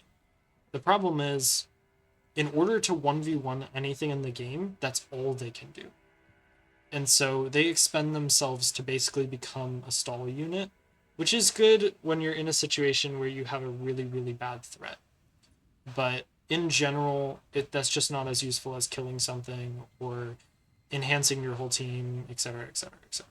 So now for this boss fight, we actually have some very specific plans for this. Yeah, we're going to rest to the next day. What does Impasse do again? Impasse is not the name of the ability I'm thinking of, I actually can't remember the name of the memory because we never got it. But what it does is when you deal damage, it adds 5 time delay on the opponent you attack. So it'll delay the opponent by 5 time, which doesn't sound like much, but it actually would have been really useful for this boss fight, because on a gun running Shadow Round, they can basically stall out a boss, which is kind of insane, but we never got it, which is, again, that's pretty sad. So now the thing we're going to do, and this is where I can show off how crazy res tokens are, is we are not bringing this sword to combat Noontide, and Noontide only has slash. So what we are going to do is we're actually going to sacrifice Noontide to Celeste. And that's going to give her this... Actually, we should wait until after the boss fight. I don't think they need that damage. I think we're fine. We'll do that after the boss fight, once they've expended a bunch of HP. Alright, it's time for boss.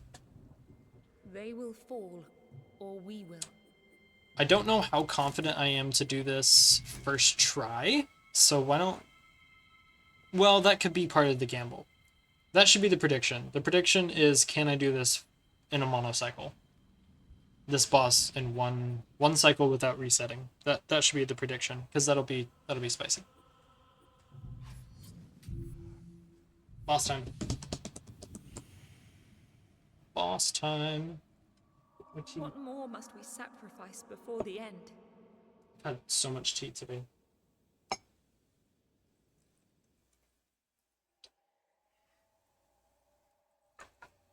Our research must continue.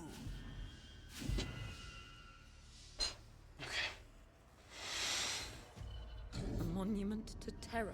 The boss music, by the way, Destroyed a goes child and hard. filled its mouth It's with really good. It's really good. So the hope... Okay, let me explain the way that this boss works. These guys on the battlefield are going to buff the boss every single turn. They're going to give him time initiative, they're going to give him a bunch of armor. And don't forget that every boss, every time armor is applied, it doubles. So when they apply 300 armor, which I think is what the buff is, that's actually applying 600 armor. There's a 0% chance I can deal damage to the boss once the effects are applied. So we have to stall him out until all of these guys are dead, which we have to do anyway, by the way. Is there any way we can do this? Perfect. Okay, so this guy, he's dead. That's actually huge. So we've already gotten one. And the goal is we're going to bait the boss towards the middle, and we're going to put the guns in front of the boss and put Tempest behind the boss. And we're going to run Imbued Blade. Immovable stance. That way, when all of the caretakers move in towards the boss, they die. At least that's the plan. We'll see what happens. So we're just going to move up. The good thing is, these guys have no interest in attacking us yet. impressive. They just want to buff and move towards the boss. The bad news is, if we don't kill all of these guys, he will start resummoning them. 500 armor. Oh my land. Guys, that's 1,000 armor every application. So now he has 2,000 armor. He is unhurtable. He has 3,000 armor.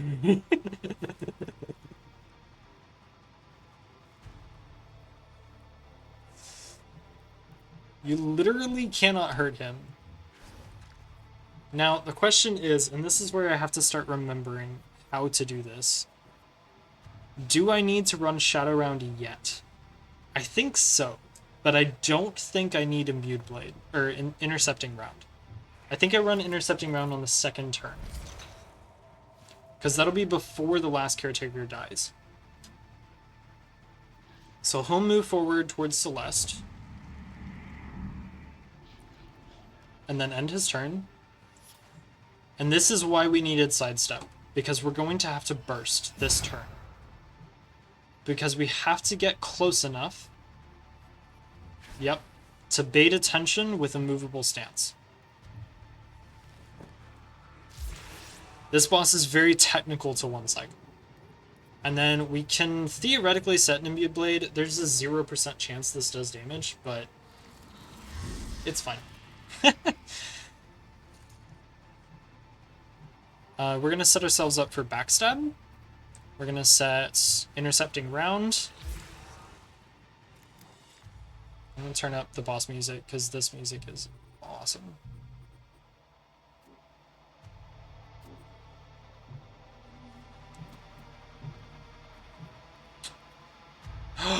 We do not have Shadow Round.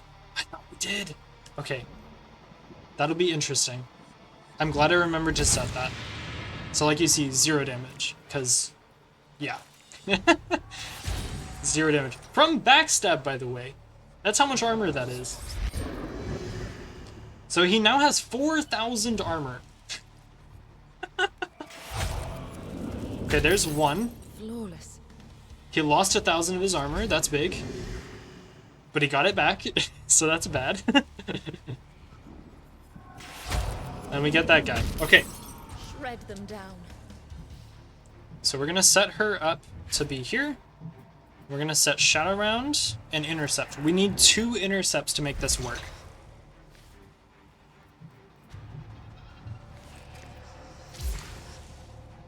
She is not looking well. She is hurting. Okay, good, good. That's huge. He did not decide to buff. Okay, so he has a passive reaction that makes him go now, just instantly.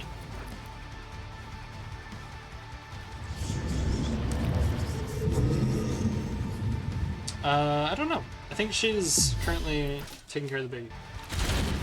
Okay, big damage.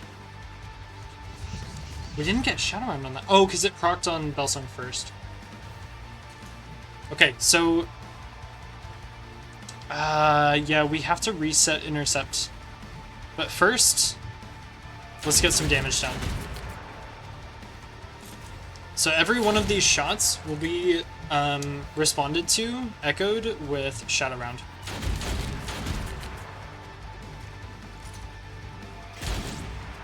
And we're gonna burst. We're just gonna use all of our shots, all of our AP.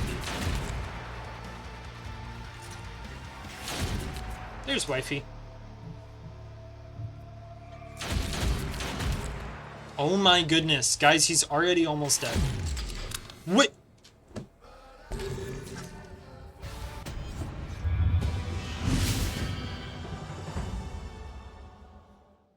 What?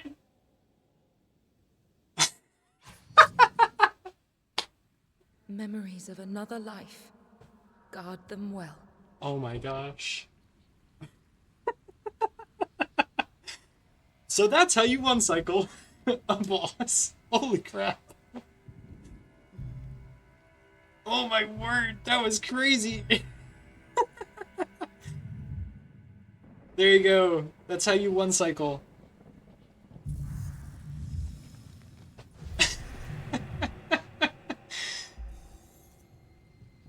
Fan, you have so much money. You can throw it at stuff. Continue on, or we will never escape. Oh this my convergence word. in space and That time. was insane. I didn't think that would kill.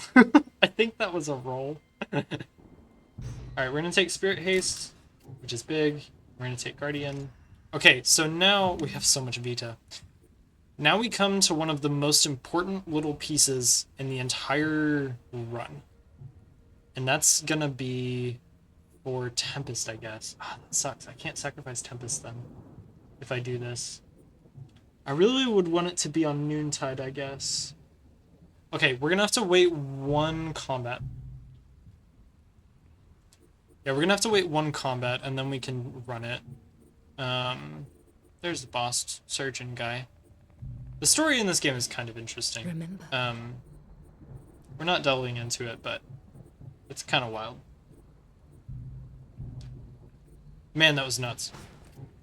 I did not think that was gonna kill him. So the big thing, I can at least explain what we're going to do. This is one of the most important memories in the entire game. So you remember how armor doubles? If you look at this skill, it says grant a unit 400 armor that lasts for 30 times. If you double that, that's 800 armor for 30 times. And keep in mind that armor applies for every instance of damage. So for example, a hunter attacking you with his base skill, if you have 800 armor, even if he crits every single hit, he does 0 damage. This is how we kill bosses. This is the future of the entire run, is on Disquiet. We basically can nullify any attack in the game as long as it's within 30 times. Up until after boss 4. After boss 4, the enemies start doing enough damage where Disquiet isn't enough. But by that point, we do have Veteran, so we just don't need to go hitless anymore. Because we don't really care. It's a really big deal. And it's going to be a lot of what we run for the rest of the game. Unfortunately, though, I really want to put it on the other sword. So we're going to have to do a quick mission first, and then equip it before we turn it off. Oh no. Okay. You see this right here? Infected. Welcome to the worst enemy in the entire game. And the thing that will cause me to reset more than anything else. It's not fun. But we're going to do our best. And we will see what happens. So we're going to take... No, let's not take both swords. We take both swords and we can't modify each other. We'll take Belfair and Celeste. Okay. That'll do. Thank you, Mrs. Kuntz. Oh yeah, she has an axe because she has been made the super moderator.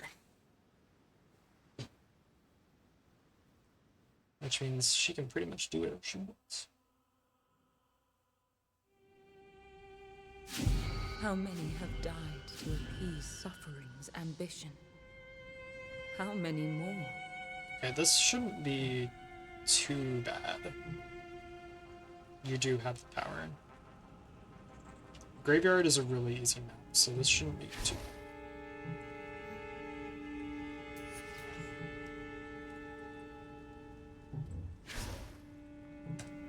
I'll put both of them to that side.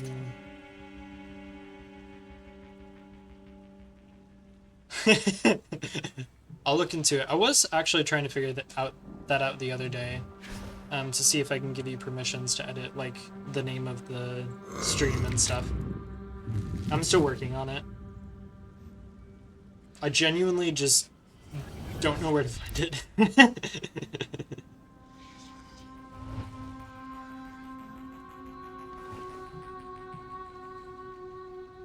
Okay. So this guy is really funny. He has no instant actions, so he actually can never deal direct damage, which makes him the least threatening unit in the entire game. He is literally a joke. He cannot hurt you. He literally cannot hurt you. The only way he ever hurts you is if you straight up do something stupid.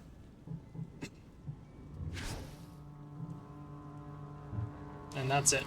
This is the only way.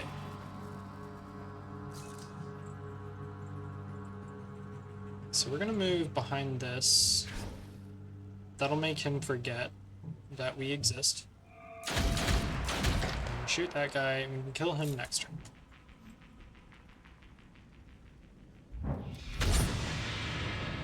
It's good damage. He dies next turn as well. Belfair can come in and clean up this guy.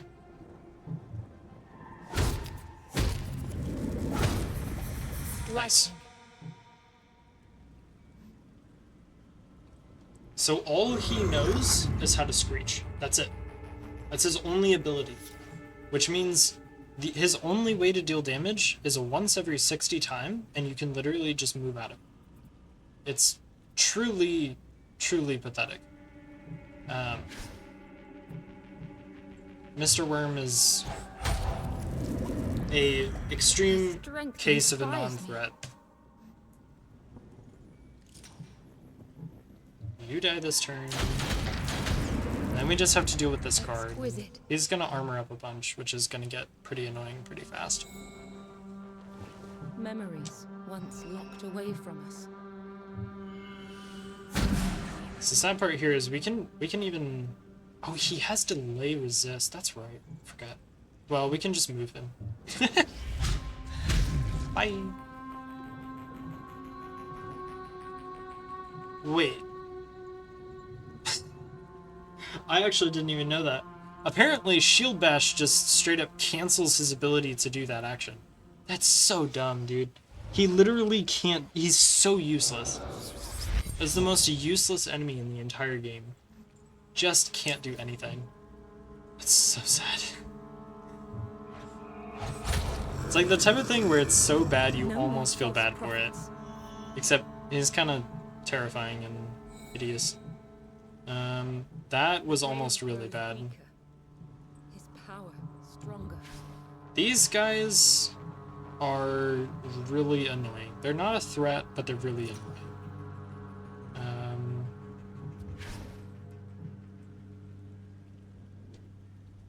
Yeah, true.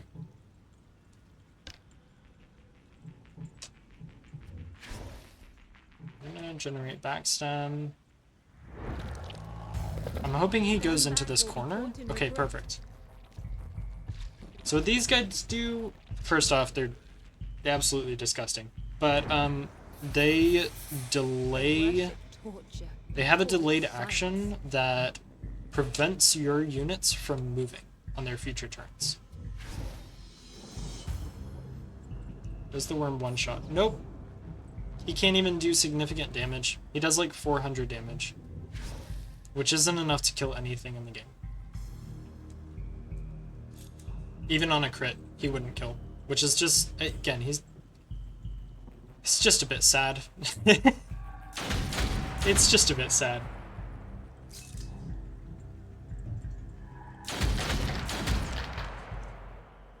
It's good damage. Wow, she can just kill him next turn. That's kind of crazy. Celesta's outputting a lot of damage right now. Can we kill you? No, he's just got too much armor. Stall this guy. I guess we just wait one turn then. Yeah, I don't remember again. They really are. They're tough. They're... There he is! There he is! This sucker! I hate these guys. I hate them so much. So, you know how there's a rule in this game where if an enemy spawns, they don't attack turn 1. The only way they attack is if you end a turn right next to them. Makes sense, right? Because they have to kind of, you know, summon and figure out life. So if I ended my turn here, he would attack me, which is, of course, bad. I don't want that. These guys don't care. They can literally do anything and any number of their actions on any turn, and there's no way to predict it. There's no way to... The only way to prevent it is with interruptions. It's absolutely horrible, and they do chip damage, which means you have to reset every single mission where they hit you because you lose veteran, which is really, really important. Once we have veteran, we won't care. We'll just take the chip damage, but it's like, come on, really? It's so dumb.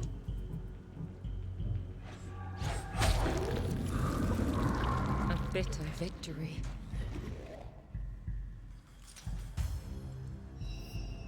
Memories once locked away from us. Oh wow. Celeste has to put in a lot of work here. It's kind of not good. I pray for your redemption. Self-damage does not counteract veteran. Thank goodness. I think I am 100% confident that the monocycle run would not be possible if that was true.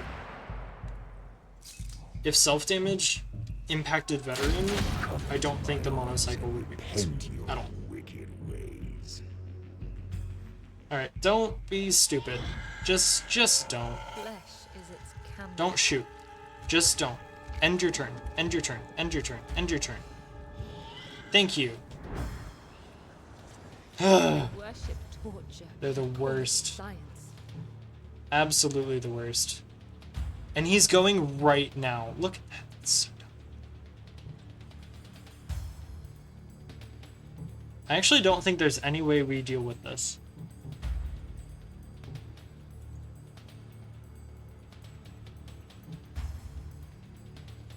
We can't deal with this. I think we have to reset. That's so stupid. So he's gonna shoot Noontide next turn, no matter what, and Noontide's not going in time to avoid it. We can chance that. No, we'd have to bank crits.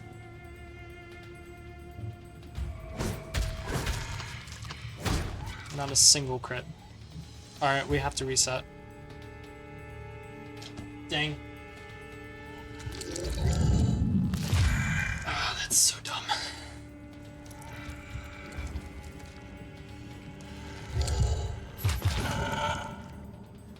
Look at how many actions they take, too. It's like, it's just so ridiculous. Actually, we were screwed over two ways.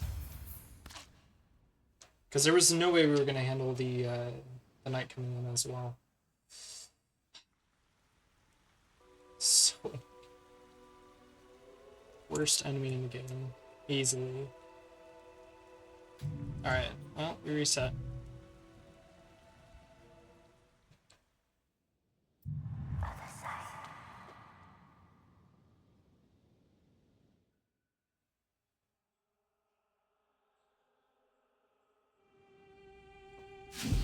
How many have died to appease suffering's ambition? Alright, we at How least many know more? where he's gonna spawn. So, he's gonna spawn somewhere here. So, we want to make sure that we are, like, behind these rocks at the start. Like, just before he spawns. I think that's the key. So, man. I'm also gonna change this up. I think I'm gonna go this way with pretty much everybody. If we put Celeste behind a rock, that'll bait this guy out as well. There is no achievement for MonoCycle. It is a self-imposed punishing challenge. It's just like a Nuzlocke.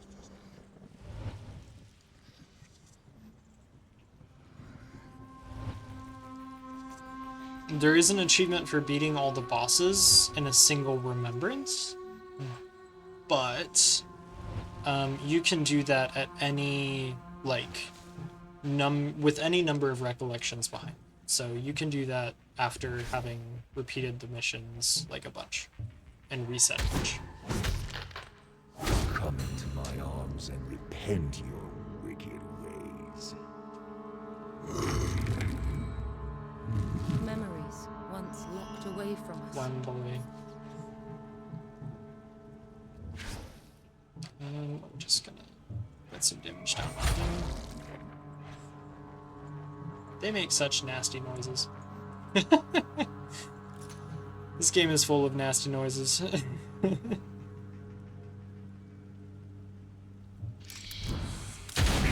Oh, that killed! Nice. Exquisite. It's not a big deal, but it's nice to get.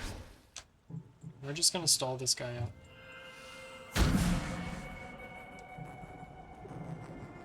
Okay. And then we kill him. This guy should move to us. Strength inspires me. So, the interesting thing about this hunt mission is that these summons are dependent on when you actually kill stuff. So if you delay killing everything, you can actually set yourself up for success on this mission. Problem is, of course, like, this guy is gonna be going now. And there's actually not a lot I can do about that. So I just set up a intercept to make sure he dies when he tries to attack. We just need to hope that kills. It should kill. Yep. Nice. I revel in her strength. Alright, big. Okay, so Memories once locked it's a away from really good thing Noontide is coming soon on the timeline, because that would have just hit her. We're just gonna keep stalling this guy. He doesn't get any turns. Never. Alright, and then Noontide is gonna come over here, and the purpose of this is to bait this guy into moving down. Because we really want to make sure that he doesn't, like, run away over here, because that would be really bad. Actually, I'm gonna get behind cover.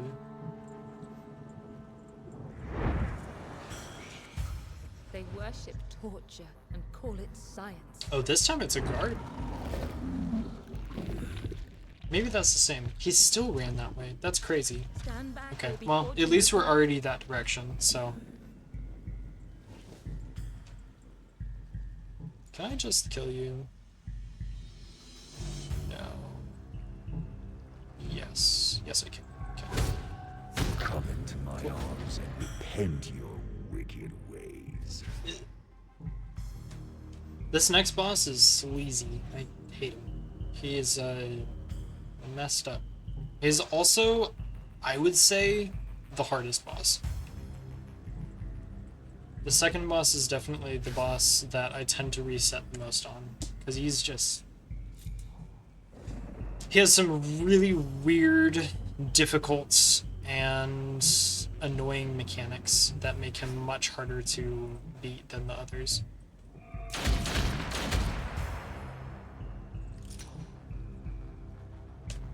Yeah, we're gonna stay there because this infected is coming in. Will the poor one's suffering never Okay. end? This is a dicey situation. I need to delay this guy without getting hit by the infected. I think that's just a roll. Like, I just have to roll on the fact that he chooses not to shoot turn 1. Which, again, may I reiterate, there's no guarantee of that. He can just decide to hit anything on the map for funsies, because the range on his move is ridiculous. I'll move away from you. And then Celeste. You know what? We could haste Noontide. Actually, I really want to make sure this dies. How foolish my fear. I need to set an intercept just in case either of them gets shot, though. Memories once locked away from us.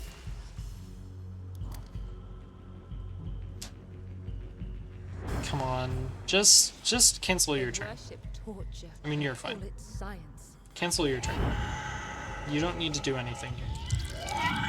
That's fine. That's fine. Flesh is its Okay. canvas.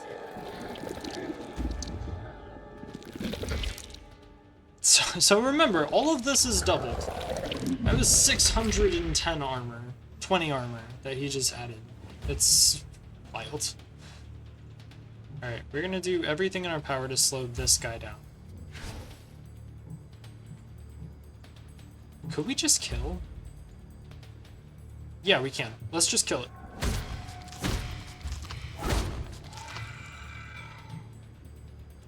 Actually, you know what? I bet Celeste could kill. And we take out both. Oh, never mind. He's got a bajillion armor. We can't hurt him. Flawless. The freaking armor bug is wild. Makes the game really interesting. Actually, I think what we do is we haste...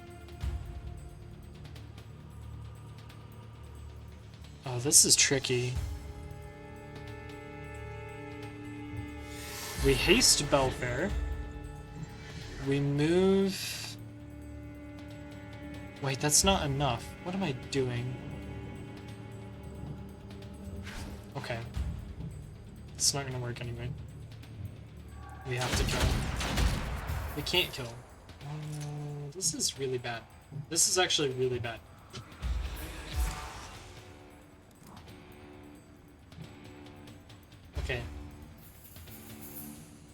Noontide, can you move?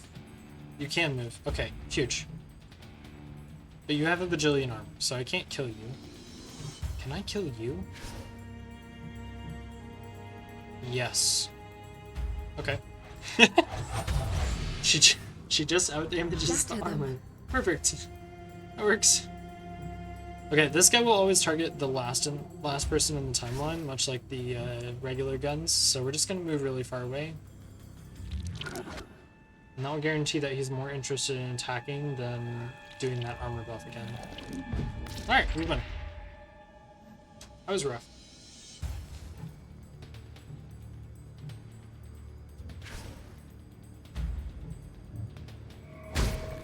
Come into my arms and repent your wicked. I have no idea. The thing is, it's very hard to tell that it happens. That's the problem. If you wouldn't know to be looking for it, it would be very hard to find.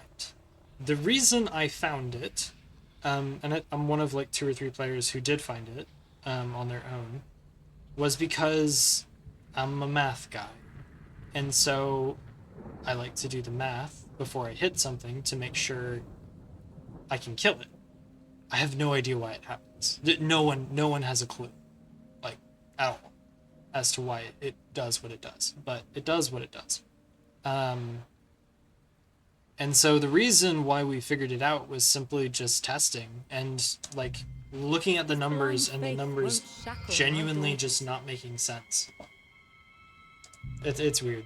It's very strange. So, His creed promises strength. 2 traits. No That's matter pretty what, big. we will Hope they're find good. our own. This run is crazy. This run is insane. That is the 4th aware. My winning run, I didn't get a single one. Not one of them. And 4 out of 7 of our people already have them. That is actually crazy.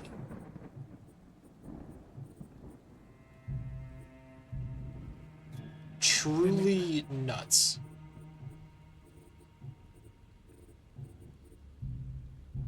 They are very aware. Yep, they are. Yep. Okay, we're gonna give sidestep and then we're gonna say goodbye to Noontide for a moment. Don't worry, she'll be back. It's temporary, it's temporary.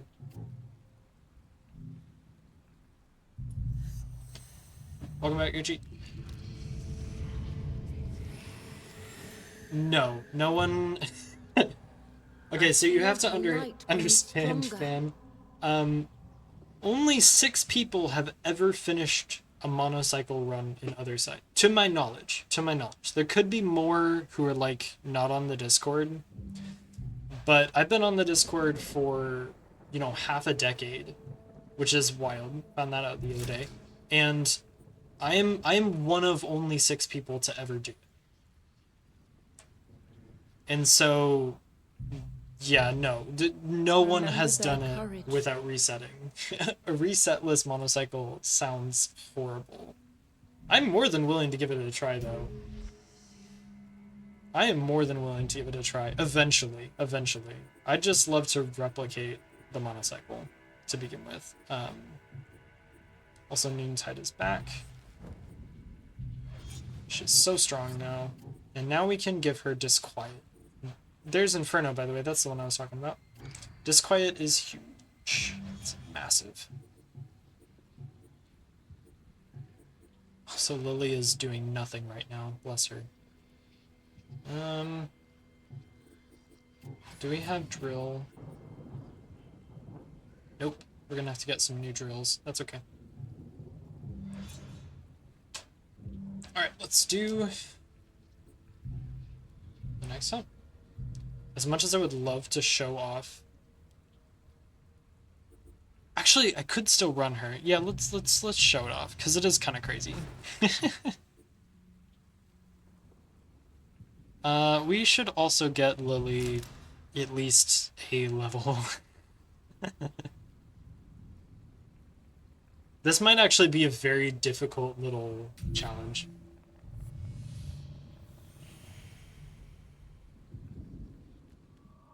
What more must we sacrifice before the end? I'm glad you are slightly less poor, Gucci. The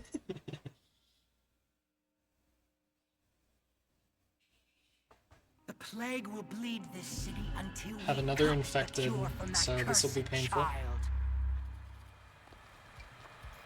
Can we get a prediction for less than or more than 3 resets? Because I guarantee I'm going to have to reset on this. I'm bringing a level 1 to a level 6 combat, so I'm definitely going to have to reset to get this to work.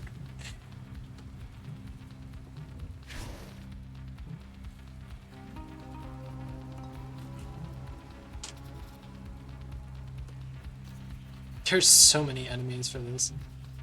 Poor Lily has just no levels, no nothing. Bless her. Do not go all in on this, please don't.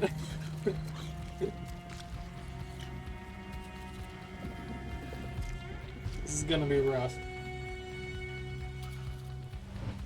The one saving grace is now we can abuse the armor glitch for ourselves.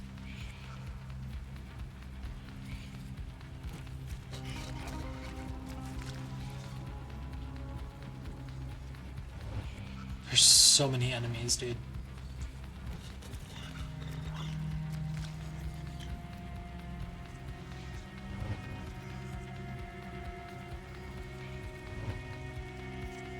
I said don't go all in.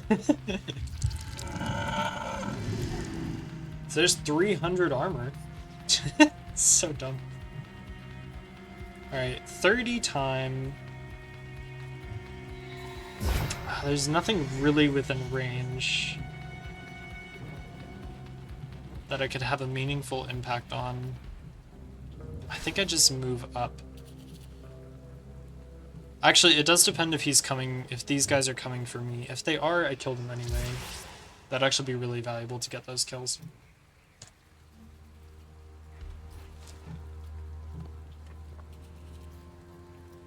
If I...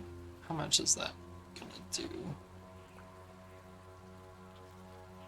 Is that enough to kill? It's 800, 200 per hit with a remainder of almost 100. Assuming it low rolls at 250, 250 by 3 is only 750. It's a roll! We go for it.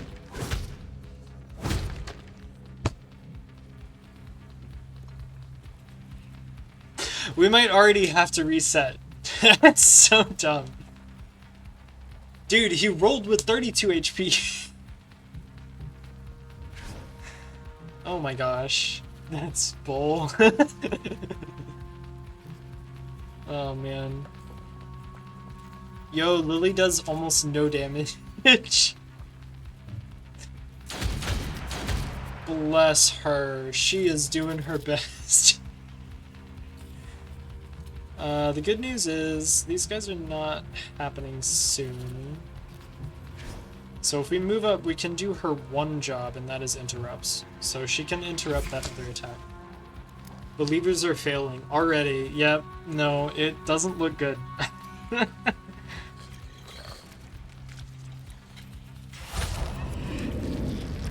No mercy. Resetting on a roll is so sad. Okay, we lose our armor, that's fine.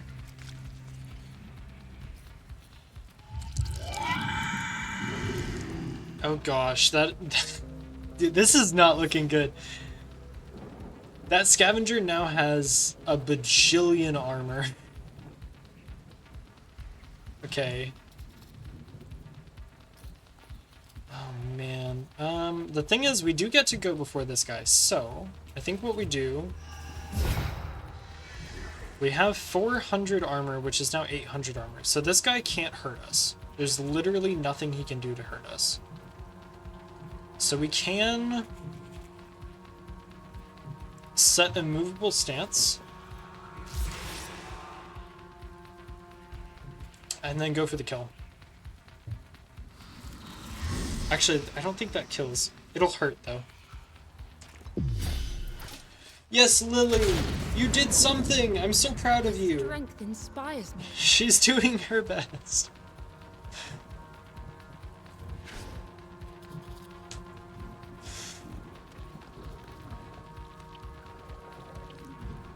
Okay, that's bad. So Belsung can't move. That actually was a lot of damage. Look at that. Look at that 0 damage. It's beautiful. That actually did a lot more damage than I thought it would. What can we do with Lily? Can we, like, kill this guy, maybe? Maybe.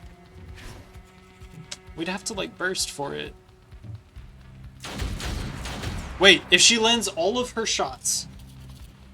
Wait, we can redeem this. Come on. Yes! Lily was useful!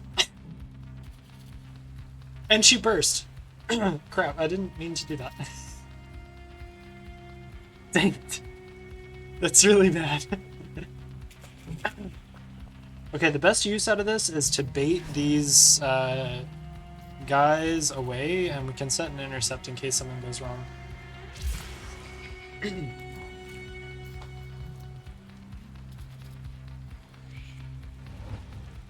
Where is he going? What? He snapshotted!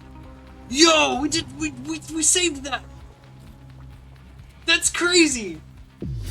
And the intercept pull through? And it kills? Flawless.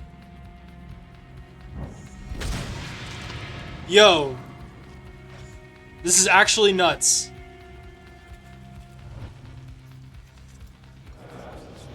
Believers. Hold. Hold. Hold. So we can burst to kill. I don't think there's a single punish for that. Come into my arms and I think we just take the kill. Well, you know what? Let's play it safe. We'll take the 5%. So we're just gonna immovable stance again. We believe in Lily. Absolutely, Lily carries. Queen, queen.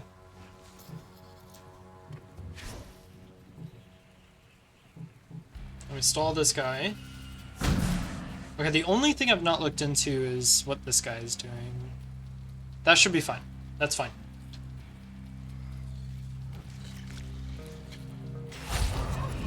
Beautiful. Shred them down. He misses because we moved. Amazing. Nuts. Absolutely nuts. Okay, so... You want to see something real crazy? Wait, he's not in time, actually. We can't do that. We can bait attention, though, which is a good idea. Let's just go all in. This guy literally can't hurt us, even if he wanted to. And I'm going to prove that theory.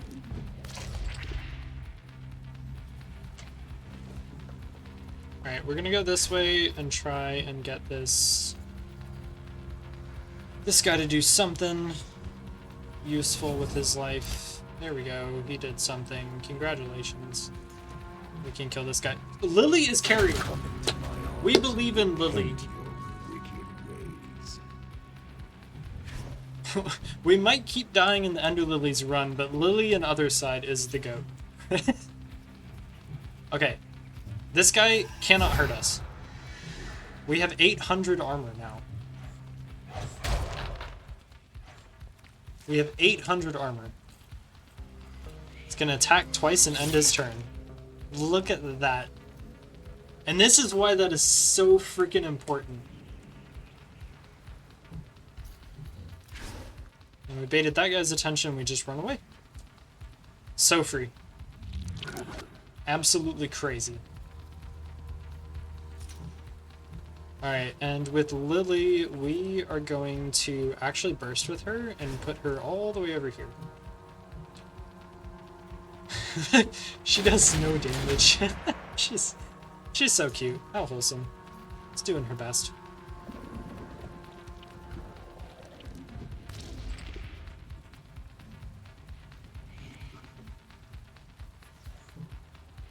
Okay, we're actually gonna abandon that guy. We've got to kill this guy. I actually made an unnecessary problem for myself. I shouldn't have bursted. I thought that that would bait the gun to move closer, but it didn't. Guys, we have to reset.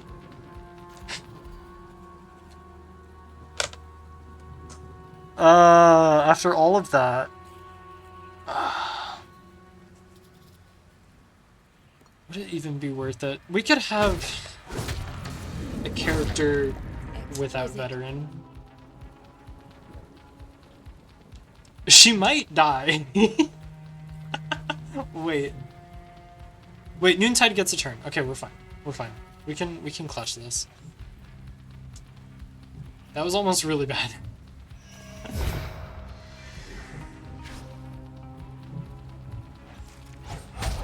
Come on, Noontide. 777. Noontide strikes are holy. Confirmed. My strength inspires me. Perfect. Okay, and we go behind this cover, and that will bait the gun to move towards us. Memories once. We got locked away remorse. Okay, big. Those are big memories. I think you should reset. No. I refuse.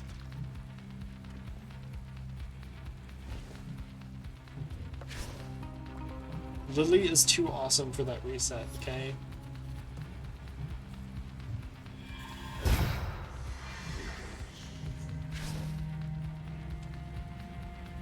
Alright.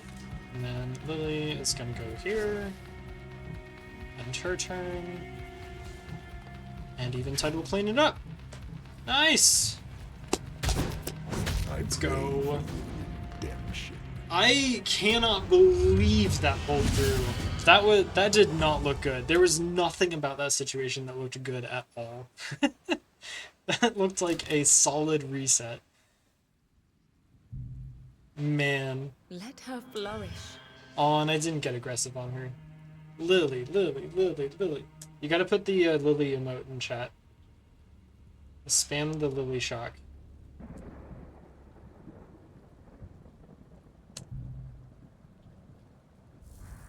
It is done. But what falls today may rise again tomorrow. She is amazing. She did it. Another point to never give up. Yep. Never give up. It is done. Follow your dreams. But what falls today may rise again tomorrow. Nice. We got some big skills as well. We got Remorse, which is one We've of the awoken from one best nightmare, memories in the But entire we may game. soon live another. So the way this one works is it forces a unit to be stuck in place until 25 time is up, and that effect is removed. What makes that so amazing is melee units. If they go within that 25 time, they'll just cancel their turn because they can't do anything. They can't shoot, they can't prep anything, they just cancel their turn. So you can literally just deny an enemy from doing anything. Which is so mean, but so effective. Also, Lily almost got... she almost got 3 levels out of that. Or 2 levels out of that. That's crazy. Absolutely nuts. The immobilized one as well, we're gonna put on... Who should we put that on?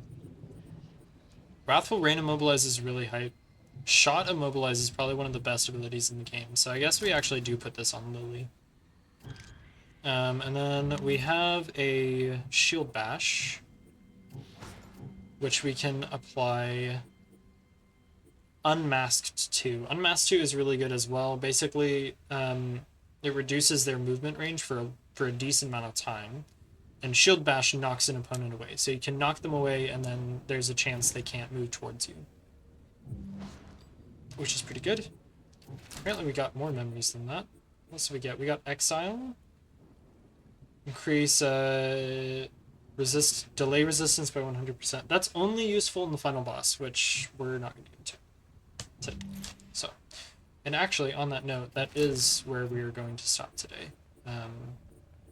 I don't know why it's saying we have more memories than that. That's all of them. Nice. We did great. This was a really good start to the run. 4 resets is a little bit sad, but I mean it kind of is what it is. We did well, I think. The boss was incredibly hype. 4 aware is insane. Yeah, no aware. Sorry. Oops. Getting 4 instances of aware is absolutely cracked. Like this run is blessed beyond belief. Also, just the fact that Lily was so incredibly OP, it's just nuts. That's definitely a high note. Unless you're Gucci, in which case he lost, a lot of money. That's why you shouldn't gamble, kids. Um, I am debating streaming tonight as well. We'll see. It depends on. I've got some school to do for my master's degree, and a friend is going to come out, and we're all going to watch a movie. But assuming that ends at a good time, and I don't have any homework, I might stay up late tonight, and we'll continue. Just being a bad influence. Am I indirectly encouraging gambling? Probably. If we do stream tonight, I haven't decided what we're going to play. That could be the Koromon run, because I know there's a bunch of people that can't make the regular runs for that, and we also don't actually have a time set for that, because Wednesdays are for Ender Lilies, and then Saturdays are going to be for this. So we could do that tonight. If we don't, then I will probably play a spooky game. I haven't decided, but I would really like to stream some Phasmophobia.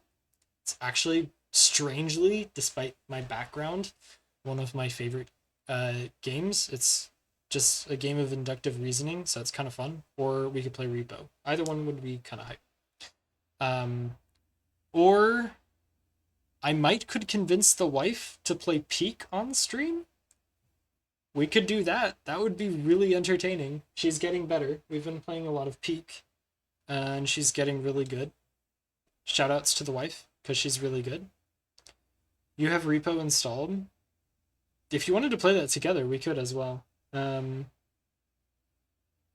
You have Repo as well? Oh my goodness. We could do a crew. That'd be hilarious. On Peak. Oh, on Peak. Yeah. We could do a big Peak run. That'd be kind of entertaining. You'd all end up in voice chat, which would be kind of funny. Yeah, we'll talk about it. We'll see what happens. It still depends on, obviously, if I get homework done and if we end at a good time with the movie. When would the night stream be? That would be in like 9-ish hours? 9-ish hours? 9 to 10 hours? It's almost lunchtime for me, so it's almost 12 o'clock. And I would assume we'd probably get done with the movie and hanging out with our friend probably close to 10 or 9:30. Depends on when we start the movie. So that would be early morning. Okay, perfect. Well, yeah, we'll see if that works out. And I still don't know what we'll play, but if it works out, we'll definitely do that. All right, all the same, thank you for joining me. I'm so glad that you guys enjoyed Othercide, and especially, I guess, enjoyed gambling. Othercide is definitely a favorite of mine. It's just such a good small indie game. It has horrible bugs, and it's hilarious to play. But it is very hard and punishing, and I love a good challenge. So it's very fun to show off the game and to run it.